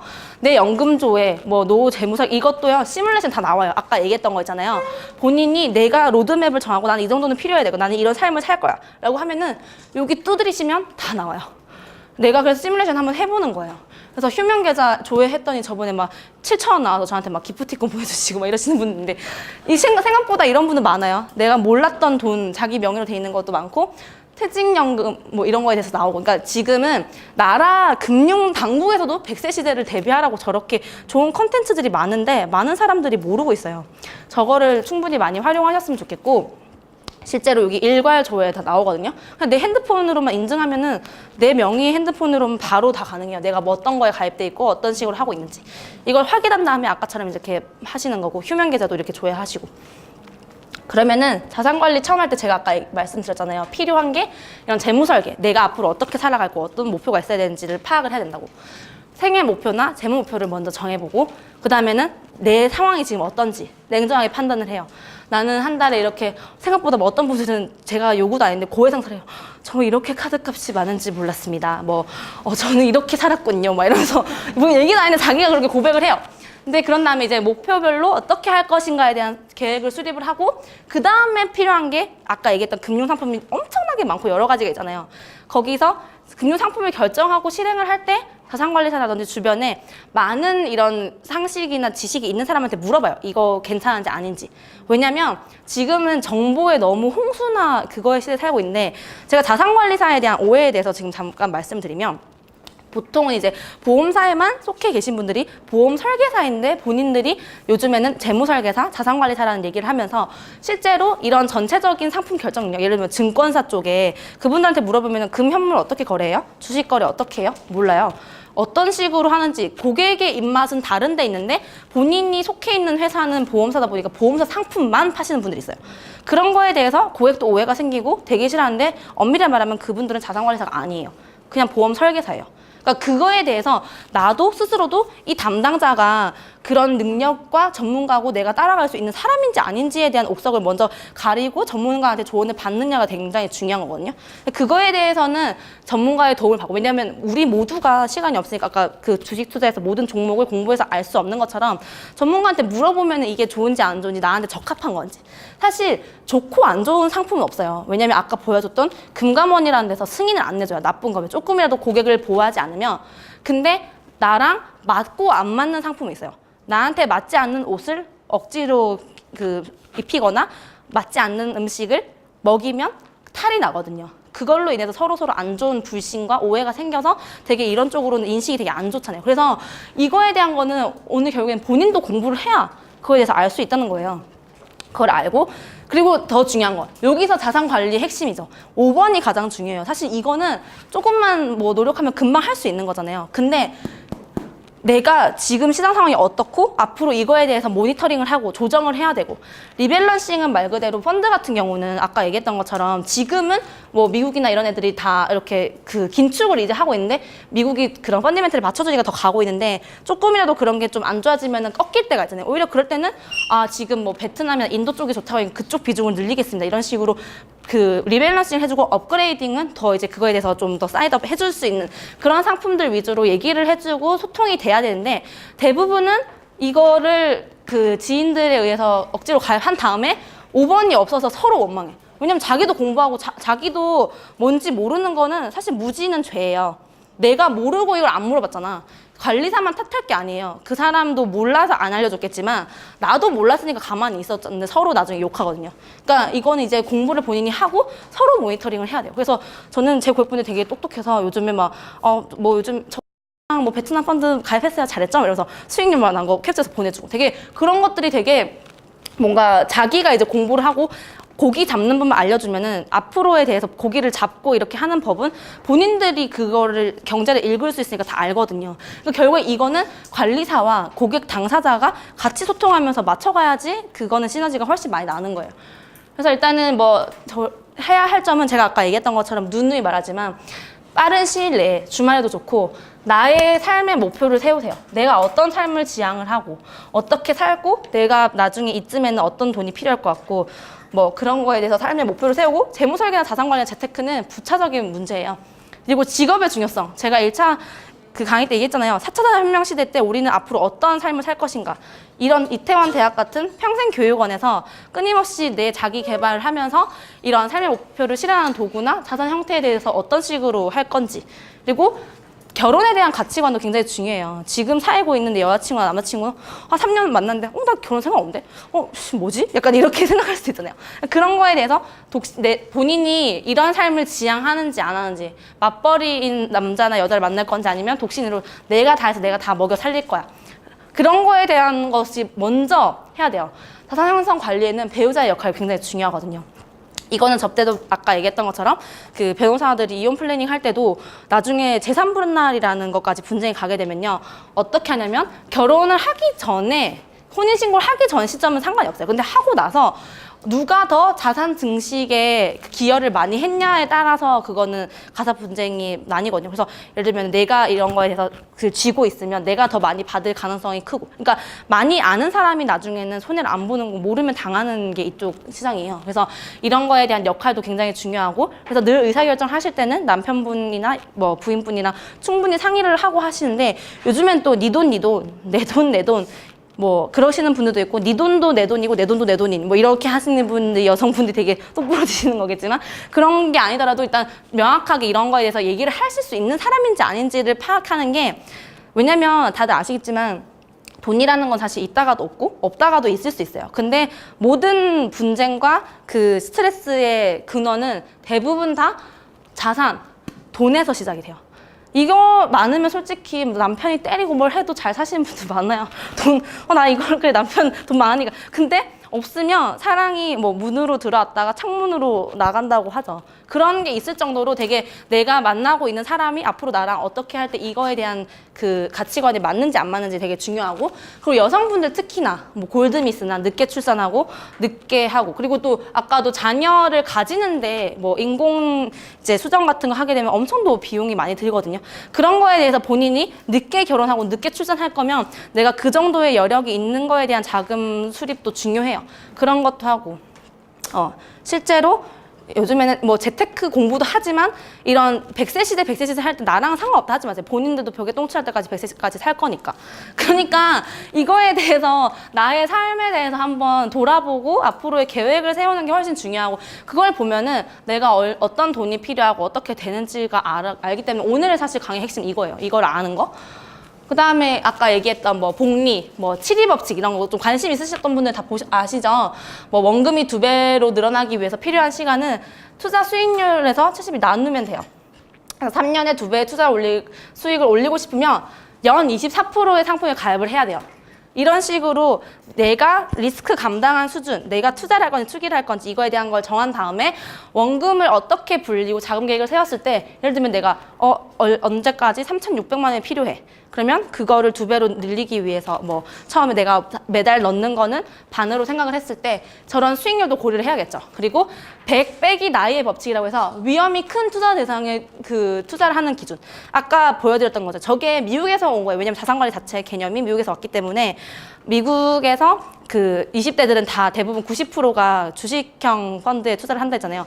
어리니까, 젊으니까 기대 수익이 높은 투자형 상품에 가입을 해요. 근데 이제 나이가 많이 드신 분들은 좀 보수적으로 해야겠죠. 돈을 투자를 한다기보다는 그 나중에 쓸 그 유동성에 대해서 한계가 있으니까. 그리고 부자 지수 법칙은 부자가 되려면 순자산 가치를 늘려야 돼요. 아까 얘기했던 부채 포함해서의 내 그게 가치가 아니라 나의 순자산액 이것도 한번 생각해보면 내가 지금 부자 지수가 얼마나 되는지 나는 부자인가 웃지 말고 누가 지금 꺽꺽 웃으시는데 그리고 80대 이제 파레토의 법칙 들어보신 분들 있죠. 뭐 롱테일 법칙이라서 20%의 사람이 80%의 부를 가지고 있다. 이거는 대부분 사업이 돌아갈 때 다 이런 식으로 돌아가요. 20%의 종목에서 80%의 수익이 나와요. 몰라서 그렇지 우리가. 저걸 알면은 다들 누구나 부자가 되겠죠. 그리고 이거는 레버리지 법칙이 사실 가장 크게 됐던 게 우리가 금리가 떨어지고 나서 이 법칙 때문에 주식시장과 부동산이 많이 올랐잖아요. 대출하기 더 쉬워지니까 이 돈을 빼서 근데 양날의 칼이에요. 좋은 대출과 나쁜 대출이 있어요. 자기가 못 모르고 했을 때는 수익이 극대화될 수도 있겠지만 손실이 그만큼 더 극대화될 수 있기 때문에 레버리지는 잘 활용을 해야 돼요. 특히 이제 부동산 같은 경우는 대출이 필수적인데 이자 비용 보통 사람들은 내가 이자나 원리금 상환하는 거에 대해 생각 안 하고 대출 이 정도 껴서 저거 사면 될 것 같아라고 생각하지만 보통 자산 관리에 있어서 본인 소득의 40% 이상은 대출을 끼지 말라라고 하거든요. 저 여력이 감당이 안 되는 경우가 많아요. 예전에 뭐 어떤 가족이 TV에 한참 부동산 경매가 성황할 때 그 자기가 대출 끼워가지고 산 걸로 막 부동산이 막 20몇 채인 집에서 화제가 됐었는데 이게 금리가 올라가서 빚을 못 갚으니까 그 사람들 연탄불 켜놓고 다 같이 자살했거든요. 한번 이걸 레버리지에 대해서 그걸 할 수 없으면 진짜 폭망하는 거예요. 그래서 저거는 잘 활용을 해야 된다는 거예요. 그리고 코스트 에버리지가 제가 아까 처음에 말씀드렸죠.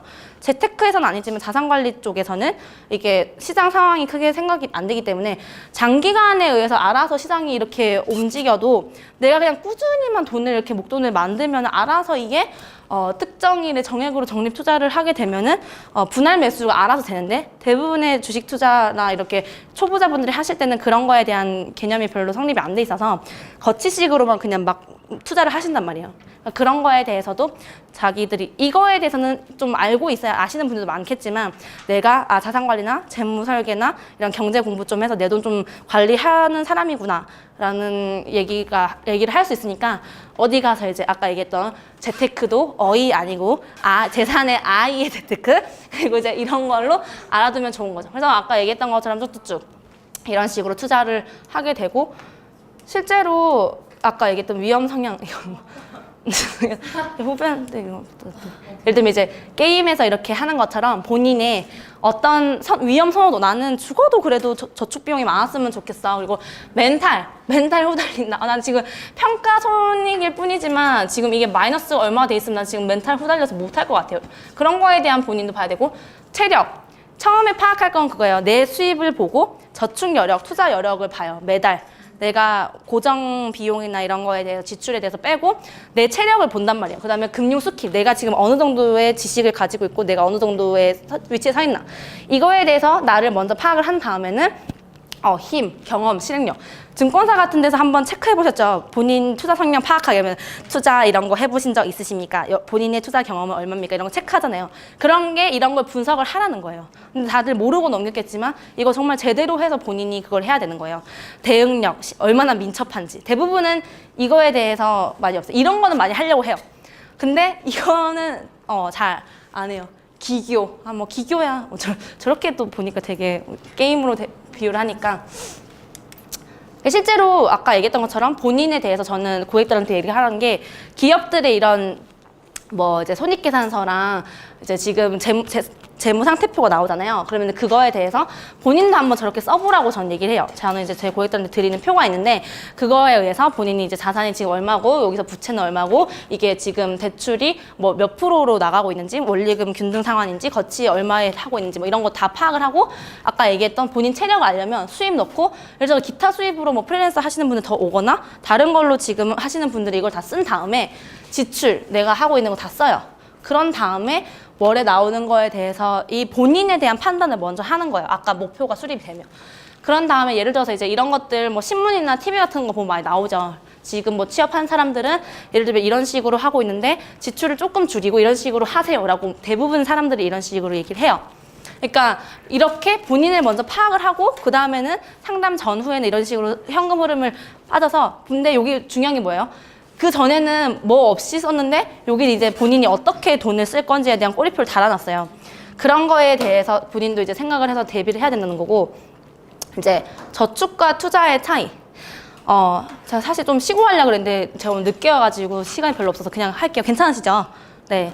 그래서 저축과 투자의 차이는 아까 얘기했던 것처럼 실제로 우리가 은행에만 넣는 거 말고 이제 투자에 관심을 가져서 투자를 한다고 하면은 대부분 사람들이 이제 먼저 재테크나 자산 관리에 관심을 가질 때 얘기하는 게 은행 넣는 거보다만 나았으면 좋겠어요라는 얘기를 많이 해요. 그게 아까 얘기했던 물가 상승률을 고려하면은 5%대 이하 수익률은 본전인 거예요. 근데 실제로 다들 많이 알고 계시는 강남 오피스텔 투자하는 거예요. 본인이 대출이나 레버리지 안 끼고 하면은 그게 실질적으로 지금 4, 5% 나거든요. 그러니까 그냥 본전? 그건 진짜 엄청나게 내가 노력을 다 투자를 시키고 해도 별로 성과가 없는 거기 때문에 수익형 부동산이 답만 아니 요즘 세상이 많이 변하고 있으니까 그거를 뭐 에어비앤비로 한다든지 뭐 어떤 분들은 그거를 뭐 카쉐어링으로 요즘에 제가 많이 이용하고 있는 플러스라든지 이런 걸로 다른 부수입을 많이 내시거든요. 그런 것들도 한번 본인 생각을 해야 되고 그러면 이제 장기적인 자산 관리를 하려면 내가 투자라는 거에서 이제 세계를 띄어야 들어야 되는데 하고 계셨던 분들은 아시겠지만 안 하셨던 분들은 이게 뭐야 막 이렇게 해서 막 아까처럼 막 그 멘탈이 나가시는 경우가 있어요. 그러면 일단 먼저 저축과 투자의 차이점을 명확하게 알아야 돼요. 뭐가 다른지. 근데 일단은 목적은 단기 지출이나 이제 저런 거에 대한 사태 대비용을 쓰는데 투자는 장기적인 자산 가치 상승. 그리고 이런 저축은 우리가 흔히 알고 있는 예금자 보호가 되고 원금이 보전이 되는 은행 예적금 그리고 MMF 뭐 이런 게 있는데 보통 우리가 생각하는 투자 다들 하고 계시는 뭐 주식, 부동산, 채권, 펀드, 뭐 투자 신탁, 변액보험 이런 것들 많이 있습니다. 그리고 손실 위험은 얘는 원리금 보장이 있는 한 손실 위험이 없죠. 아까 얘기했던 예보호 같은 게 있으니까. 근데 얘는 투자 대상에 따라서 손실 위험이 다릅니다. 아까 얘기했던 주식은 휴지 조각이 될 수는 있지만 부동산은 남는다. 내 땅은 사라지지 않는다. 지구가 멸망하지 않는다. 이런 거에 대해서 손실 위험도 그만큼 다른 거예요. 근데 그만큼 유동성에도 차이가 있겠죠. 얘는 안 팔리지 않으면 호가가 올라도 상관이 없어요. 거래가 돼야 되거든요. 그러니까 그런 거에 대한 유동성도 생각을 해야 되고 그리고 수익의 원천은 이 자금에 대한 이자입니다. 아까 보여드렸던 복리, 단리 그거에 대한 수익이고 얘는 배당과 자본 수익. 그래서 보통 워렌 버핏이 얘기하는 그 복리의 힘은 아까 얘기했던 그 이자뿐만 아니라 배당과 자본 수익도 같이 들어오는 건데 스노우볼 효과로. 그 스노우볼 효과라고 찾아보시면 돼요. 이건 자산 가치에 대한 상승도 얻고 거기에 대한 배당 이익도 같이 본다는 거니까 투자와 저축은 수익의 원천도 저렇게 다릅니다. 그리고 장점은 안전하고 줄납이 간단해요. 그러니까 이거는 줄이고 이렇게 이제 늘리고 증액하고 이런 게 간단하기 때문에 그래서 자산 관리를 보통 할 때는 이거 저축이 무조건 가장 큰 비중이 있어야 돼요. 왜냐면 내가 장기적으로 간다고 하지만 갑자기 뭐 돈이 필요하게 될 수 있고 한데 투자라는 건 말 그대로 농사랑 같아서 시간이라는 게 필요하거든요. 근데 그렇기 때문에 저는 저축 비중은 가장 일단 높긴 해야 돼요. 자기 뭐 목돈 여력이나 이런 거에 따라서 다르겠지만 근데 얘는 장기적으로 인플레이션 웃도는 수익률을 얻을 수는 있지만 내가 예를 들어서 1년 안에 뭔가 이걸 전부 다 해지를 했을 때는 예적금이나 MF 같은 경우는 원금이랑 거기 처음에 약정이자는 못 받겠지만 거기에 대한 페널티를 물고 일정의 이자는 받아요. 근데 얘 같은 경우는 그 사이 동안에 아까처럼 이렇게 주식이나 뭐 이런 펀드가 이렇게 튀기 전에 내가 돈이 필요하다고 했을 때는 해지를 하거나 빼게 되면은 마이너스를 볼 수도 있으니까 그런 거에 대한 내가 자금 여력이나 목적이 당장은 필요하지 않을 것 같은 그런 적은 부분으로 나눠서 해야 된다는 거예요. 그리고 장기적으로 물가 상승이 이하의 수익을 얻을 수도 있으니까 저거죠. 저축 나는 이런 투자가 싫기 때문에 저축만 할래요라고 하지만 지금 아까 얘기했던 짜장면 500원에서 5,000원 나중에 좀 있다가 10,000원이 되겠죠. 영화도 우리는 20,000원에 볼 수도 있고 그런 거에 대해서 생각을 했을 때는 최소한 물가 상승을 이기려면 지금 투자는 선택이 아니라 필수의 시대예요. 근데 비중만 나의 체력과 그런 거의 위험도 이제 그런 톨레런스에 따라서 어떻게 다른지에 대해서 확인을 하는 거예요. 그런 다음에 투자 대상의 가격이 내리면 손실이 발생을 하고 오르면 오르겠죠. 일단 이 저축과 투자의 명확한 차이를 알아야 되고 그러면은 기대 수익률을 아까 얘기했잖아요. 그 위험이 높다고 해서 무조건 높을 수도 있지만 그만큼 이렇게 마이너스가 날 수도 있어요. 그러니까 로우 리스크, 로우 리턴 없죠.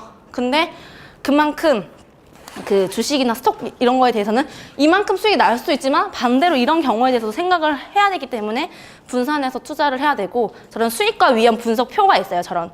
그러니까 투자 세계에서는 공짜 점심이 없다. 수익과 위험은 정비례하지만 내가 리스크 관리 능력이 있는지. 그래서 보통 아까 얘기했던 투자와 도박의 차이점을 얘기를 할 때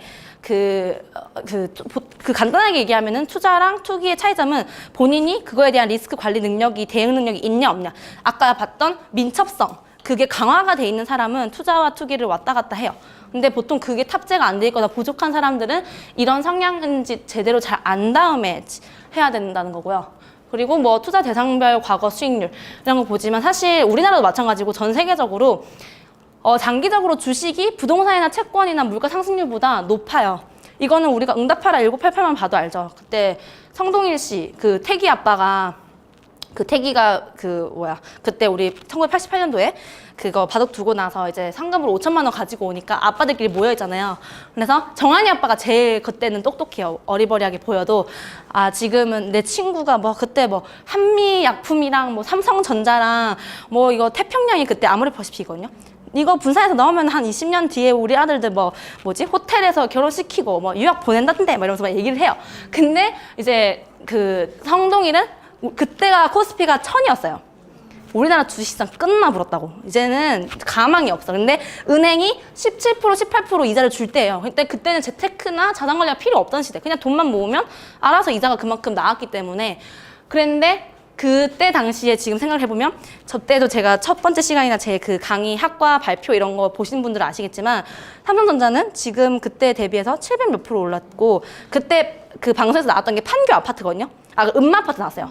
음마아파트 5천 주고 사서 그게 10억 되고. 근데 은행에 만약에 성동일 씨가 해서 17%, 18% 했으면은 그 2억 5천이 됐어요. 그러니까 마이너스는 안 보겠지만 결국에는 이런 것들을 봤을 때 가장 높은 수익률을 보이는 게 우리나라뿐만 아니에요. 다른 이머징 마켓들, 그리고 일본, 미국, 유럽들 대부분 다 저런 식으로 이거는 추세가 어쩔 수가 없는 게 그런 것들이 좀 많이 되어 있고, 그리고 이거 아까 주식 투자 세계의 명함은 장기적으로는 저는 봤을 때 아까 봤던 차트랑 다르죠. 이건 1971년부터 2007년도 때까지예요. 근데 이 이후에 일본도 이렇게 가잖아요. 결국엔 시기가 중요한 건 재테크라는 거예요. 근데 무조건 장기적으로 상승한다? 이거에 대한 핵심이 뭐냐면 우리가 앞으로 성장할 아이들, 선진국 이미 지고 그걸 지키는 성숙된 나라인지 아니면 앞으로의 상승 가능성이 지속적으로 있는 나라인지 아닌지를 봐야 되는 거예요. 제가 아까 신흥국이나 이런 쪽으로도 기회가 많으니까 오히려 주식시장은 는 상승을 하긴 할 거예요. 왜냐면 물가 상승하는 예를 들면 어떤 회사가 하나에 200원씩 팔던 베어링을 나중에는 물가 상승이 돼서 1000원씩 팔면은 같은 양을 팔거나 조금만 덜 팔아도 매출은 옛날보다 훨씬 오를 거니까 보통 물가가 상승하는 한은 주식시장은 계속 오를 수밖에 없다고 얘기를 하거든요. 근데 이제 이게 지는 나라인지 앞으로 더 활성화된 나라인지에 따라서도 내가 장기 투자를 할 때는 그런 해안이 필요한 거고, 실제로 코스피 같은 경우도 우리나라도 지금 이 이후에는 계속 박스권이었다가 최근에만 올랐지만 무조건 장기적으로 간다고 해서 저것도 타이밍을 봐야 된다는 거예요. 그래서 지금 장기적으로 얘기를 할 때 하고 싶은 말은 신흥국 위주로 장기적으로 봤을 때는 오히려 앞으로 지는 해보다는 뜰 해들 위주로 봐야 되고, 지금 트럼프 당선되고 나서 미국 증시도 되게 좋죠. 얘는 탄핵이나 뭐다 이런 이슈들이 많지만 결국에는 지금 미국은 되게 지표들이 되게 좋아요. 그냥 2007년, 8년 때랑 다르게 이게 그때는 거품이었잖아요. 나쁜 레버리지를 활용해서 자기들끼리 장난을 친 거란 말이에요. 일본이 했던 실수를 미국이 똑같이 해서 2008년도에 그런 서프라임 위기가 왔던 건데, 지금 미국도 이러니까 사람들이 대부분 좀 관심 있으신 분들은 금융위기설 10년마다 주기가 온다던데 내년에 이제 터질 거다. 근데 이때 이제 얘기를 할 때 많은 사람들이 얘기하는 게 그때랑 상황이 달라요. 이게 받쳐주는지 그냥 거품인지는 내가 좀 더 공부를 해보면 안다 했잖아요. 저번에 얘기했던 그런 후행지표, 동행지표, 선행지표 이런 걸 판단을 하면서 내가 진짜 이게 거품인지 아닌지를 봐야 돼요. 그런 것도 이제 봐야 되고, 실제로 아까 봤던 것처럼 저 때 당시에는 저렇게 올랐거든요. 근데 이것도 보면은 그러니까 지금 상황이 중요하다고 하는 게, 예전에 아까 일본의 1970년대부터 2007년도 때까지 차트를 봤을 때는 무조건 오르는 차트는 아니었지만, 지금 우리 2017년을 살고 있는 우리가 이 시점에 목표와 이런 중장기, 단기 중기, 장기에 대한 목표를 수립을 했을 때 과연 어디에 투자를 하는 게 현명하고 좋은지에 대한 것도 사실 지금이야 제가 아까 말씀드렸던 것처럼 중기로 할 때는 선진국이 좋고 장기로 할 때는 신흥국이 좋지만 이게 또 나중에는 어떻게 변할지 몰라요. 그렇기 때문에 아까 얘기했던 5번에서 꾸준한 모니터링과 대응이 중요하다. 그런 거에 대해서 읽을 수 있게. 그래서 1강, 2강, 3강이 다 연결이 되는 거고 일본도 아까 봤던 차트에서는 되게 막 장기적으로 올라갈까 하지만 결국에는 서프라임 이후에 일본 쪽에 이렇게 7년 이상 투자하신 분들은 엄청나게 많이 올랐어요. 아베, 실제로 이 총리가 실제로 경제를 활성화시키기 위해서 엄청 뛰어다녔죠. 우리나라랑 좀 다르게. 그리고 슈퍼 차이나 중국에 대해서는 사실 뭐 할 얘기도 너무 많지만 여기서 뭐 다 풀면 우리가 끝도 없으니까 신흥국에 대한 뭐 중국의 얘기는 얘기 안 해도 다들 알잖아요. 그리고 인도도 마찬가지. 카스대도 끝나고 나서 얘네가 가졌던 원래 그거. 그러면 어떻게 투자할 것인가? 사실 우리는 투자가 너무 많아요. 아까 봤던 것처럼 어디선가 들어는 받고 주변에서 누군가는 한다고 하고 나도 뭔가 뭐 멋모르고 하긴 했는데 여기가 어디에 어떻게 투자가 되고 있고 어느 지역에 어느 나라에 투자되고 있는지 아세요? 본인이 가입하는 펀드나 뭐 그런 변액이 어디다가 되고 있는지 아세요? 물어봤을 때 모르는 사람들 진짜 많아요. 그거에 대해서 일단은 내가 오늘 일단 갔을 때 내 현황을 파악한 다음에 기존에 있는 내 상품들, 내가 지금 하고 있는 애들이 어떤 건지 먼저 보고 보통 이제 해외에서 이렇게 분산해서 투자하는 방법들이 여러 가지가 있어요. 직접적으로 투자해서 투자 수익을 많이 보는 분들도 있지만 우리나라랑은 아직 다르게 양도소득세를 물어요. 해외 직접 투자는. 그리고 시간도 다르기 때문에 되게 환율 리스크도 오픈돼 있고 보통은 이제 얘는 환회제가 돼 있거든요. 근데 이거에 대해서도 좀 다르니까 본인이 잘 하시는 분들은 요즘에는 뭐 미국이든 중국이든 해외 직투도 많이 하시는데 대부분 아까 얘기했던 20, 30대 때는 돈을 이렇게 불리는 것보다는 직접 투자보다는 간접 투자로 목돈을 마련하는 시기니까 대부분 이렇게 반을 나눠서 하거든요. 근데 보통 생각을 할 때 대부분 펀드는 많이들 해봤겠지만 해외 쪽으로 하신 분들은 괜찮아요. 근데 펀드랑 변액을 보통 얘기할 때 변액 사실 사람들 얘기하면은 진절머리부터 내요. 사업비 많아서 그거 하는 거 아니고 무조건 원금 보장 안 되고 마이너스 난다. 그리고 선입견이 이런 게 진짜 많아요. 예전에 하셨던 분들은 이거를 만기까지 가져가시는 분들이 많지 않아요. 왜냐면은 거기에 투자가 되는지 어딘지 모르고 하시기 때문에. 근데 명확하게 얘 둘이의 지금의 금융적인 차이는 없었어요. 뭐가 다르냐면은 장점은 비슷하거든요. 단점에 대해서 제가 두 개 설명해 드릴게요. 아까 말씀드린 것처럼 모든 금융상품은 장점만 있지도 단점만 있지도 않아서 본인한테 맞게끔 그 기간에 나눠서 분산을 해서 해야 돼요. 예를 들면은 얘는 매년 운용 수수료가 붙어요. 펀드는. 그게 무슨 얘기냐면 내가 한 달에 100만 원씩 펀드를 넣어서 1년에 1200이 되면 운용 수수료 보통 2% 잡거든요. 근데 이게 1200일 때 2%예요. 근데 2년째는 2400, 3년째 3600일 때는 3600일 때 2%와 나중에 그게 1억 이상 넘어섰을 때 2%는 굉장히 그게 차이가 나는데 그거에 대해서는 얘네도 운용사에서 인건비가 들잖아요. 운용 수익이 플러스가 나든 마이너스가 나든 계속 떼가요. 결국엔 얘네도 10년 정도 운용을 하면은 얘네보다는 사업비가 더 들어요. 얘네는 한 10%대 초반이고 많은 높은 보험사들은 한 20%대까지도 가지만 대부분 10% 초반이거든요. 근데 얘네는 그렇게 따지면 20%가 돼요. 그러니까 장기로 봤을 때. 그래서 장기 투자에 유리하다는 게 제가 그래서 아까 준단기로 할 때는 펀드 투자가 나은 게 결국에는 내가 뭐 이게 10% 이상 생각 안 하고 3년 정도 끊으면은 얘보다는 얘가 낫잖아요. 그러니까 이걸로 나눠서 이제 가는 거고 그리고 얘는 이자랑 배당 소득세가 따로 붙어요. 비과세가 안 돼요. 보통 이제 변액 얘기할 때 어설프게 이제 판매하시는 분들은 비과세 그거입니다라고 얘기를 해요. 근데 이거에 대해서 정확히 뭐가 비과세냐? 이자소득세 다들 아실 거예요. 비과세 예적금 안 하시는 분들은 거기서 이자소득세랑 논투세 빠지잖아요. 그게 15.4%예요. 이거에 대해서 10년 이상 유지를 하면 이걸 감해준다는 거고 배당소득세도 41.8%나 드는데 이게 왜 그러냐면 아까처럼 제가 신흥국은 장기적인 관점에서 이렇게 투자를 하라고 했는데 그래서 신흥국이 좀 더 유리한 게 나중에 확 이렇게 인도나 베트남이나 중국이 많이 올랐을 때 이런 거에 대해서 만약에 내가 수익이 100%가 났는데 거기서 수익 소득세로 엄청나게 떼가게 되면은 실제로 인마이포켓으로 들어오는 나의 실질적인 수익률이 엄청나게 떨어지거든요. 그렇기 때문에 중기로 갈 때는 이런 식으로 하고 얘는 또 금융소득 종합과세에 해당이 되고 얘는 좀 달라요. 그렇기 때문에 얘를 나눠서 내가 이제 단기인지 중기인지 장기에 따라서 하고 이게 20, 30대들 많이 모이면은 이런 걸로 직접 투자를 조금씩 하는 걸로. 그리고 오히려 직접 투자는 제가 어떤 식으로 많이 하려고 하냐면 고객들이 보통 한 1000만 원 정도 이렇게 펀드로 수익이 나거나 그 목돈이 마련되면은 자녀들 보통 증여, 사전 증여는 몇 살 때까지 뭐 5천만 원, 2천만 원 이런 식으로 가능한 게 있어요. 그러면 해외 직접 투자로 증여를 해놓으면 되겠죠. 주식으로 사전 증여하고 이런 기법은 제가 저번에 머니맨에서 방송을 한번 했었는데 해외 주식이나 이런 직접 투자 나중에 자녀가 생겼을 때 이렇게 증여를 사전에 해주면 되게 좋거든요. 그런 기법에 대해서도 이제 얘기를 해야 되고 결국에는 이 세 가지에 대해서 다 장단점이 있어요. 그러니까 나한테 맞는 거를 나눠가지고 자산을 배분해라. 처음에 나왔던 것처럼 에셋 알로케이션을 해야 된다. 실제로 뭐 아까 얘기했던 부동산도 사실 최근에 막 오르기 시작했지만 그 일본도 최근에는 오르기 시작했어요. 근데 그 사이에 우리는 일본은 잃어버린 20년이라는 게 있잖아요. 근데 아까 아베가 그걸 경기 부양을 해서 다시 이제 오르기 시작해서 지금 긴자에도 땅이 뭐 거의 평당 공시지가 말고 판매하는 수준으로는 10몇 억이 될 정도. 우리나라도 가장 지금 서울에서 가장 높은 비싼 땅이 어딘지 아세요? 명동에 그 네이처 리퍼블릭 있는데요. 거기가 실제로 공시지가 4억에 그 제가 거래되는 걸로는 거의 8, 9억 정도 된다고 들었거든요. 그러니까 그런 식으로 생각을 해야 되고 명암이 있는데 결국에는 이거는 최근 10년 동안 말고 그 전으로 그럼 더 백데이터를 돌려봐서 우리가 봤을 때는 국내 투자 대상별 수익률을 봤을 때 실제로 이제 주가 지수 우리가 지금 생각도 못하는 주가 지수가 2450인데 예전에는 저렇게 됐었어요.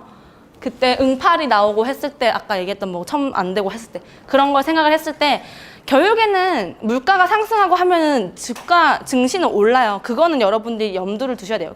근데 내가 어떤 종목이 오르고 어떤 회사가 잘 될지에 대한 파악이 안 되면 직접 투자하는 것보다 오히려 요즘에도 저는 코스피 그 증시 오를 때는 오히려 코스피나 코덱스 관련된 거에 안전하게 가져가신 분들 오히려 수익을 많이 냈어요. 근데 자기가 뭐 하겠다고 뭐 자율주행차에 넣고 뭐 어디 테마에 넣고 하다가 쪽박 차는 경우 되게 많죠. 그러니까 오히려 차라리 증시가 오를 때 내가 초보다 그러면 증시에 투자를 하세요. 그런 상품들이 굉장히 많으니까 ETF나 그런 쪽으로 하시면 되고 일단은 뭐 여러 가지 것들이 있지만 연평균 수익률 비중으로 봤을 때는 결국에 오르긴 올라요. 무슨 소리냐면은 물가 상승이 있는 한. 그렇기 때문에 저는 여기서 핵심은 뭐냐?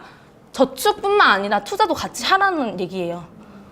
내가 시간을 길게 보면은 농사 같아서 그 사이에 시장이 뭐 무너지고 이런 여러 가지들이 오겠지만 제가 이거는 이 자료는 잘 못 구하실 것 같아서 2000년부터 2007년까지 드렸는데 최근 10년간에 대한 거는 많이들 나와 있거든요. 그런 거 한번 보시면 결국에는 이 주가 지수나 이런 걸 쭉쭉쭉 봤을 때 내가 그때 사놨었으면 삼성전자를 20년 전에 사놨었으면 뭘 다들 그런 후회하잖아요. 이미 지나가고 나서는 그게 없어요. 우리라도 늦지 않았으면 그런 거에 대해서 해야 된다는 거고 결국에는 요즘에는 자산관리라는 것 자체가 이렇게 요즘에는 삼위일체라고 이 세 군데가 다 통합된 건 아시죠? 요즘에 뭐 지주회사 이런 데 가면은 알아서 은행, 증권, 보험은 뗄래야 뗄 수 없이 은행에 있는 언니들도 다 보험이나 증권 쪽 상담해주고 그리고 증권사 가도 보험이랑 그쪽 다 얘네도 그 주주 대출 이런 걸로 해서 다 팔아요.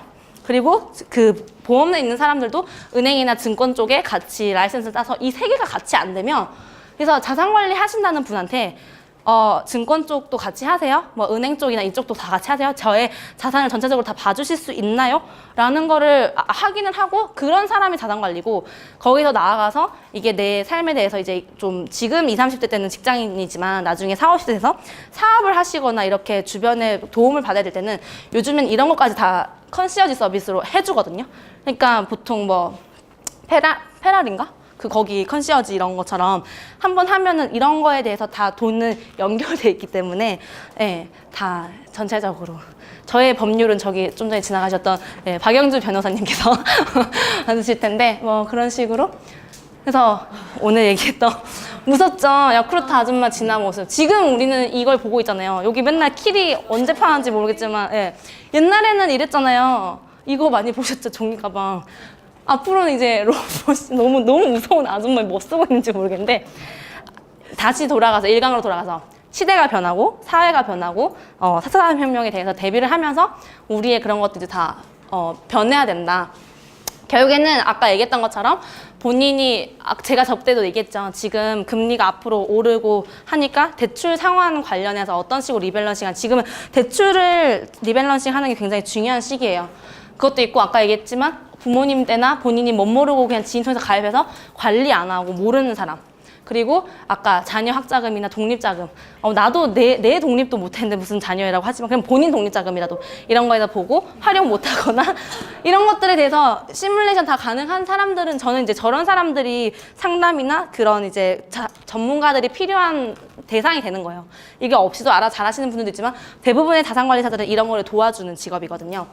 실제로 오늘 강의 포인트는 결국 이제 마무리를 지으면 실제로 재테크뿐만 아니라 자산 관리라는 거 다른 점 제가 말씀드렸죠.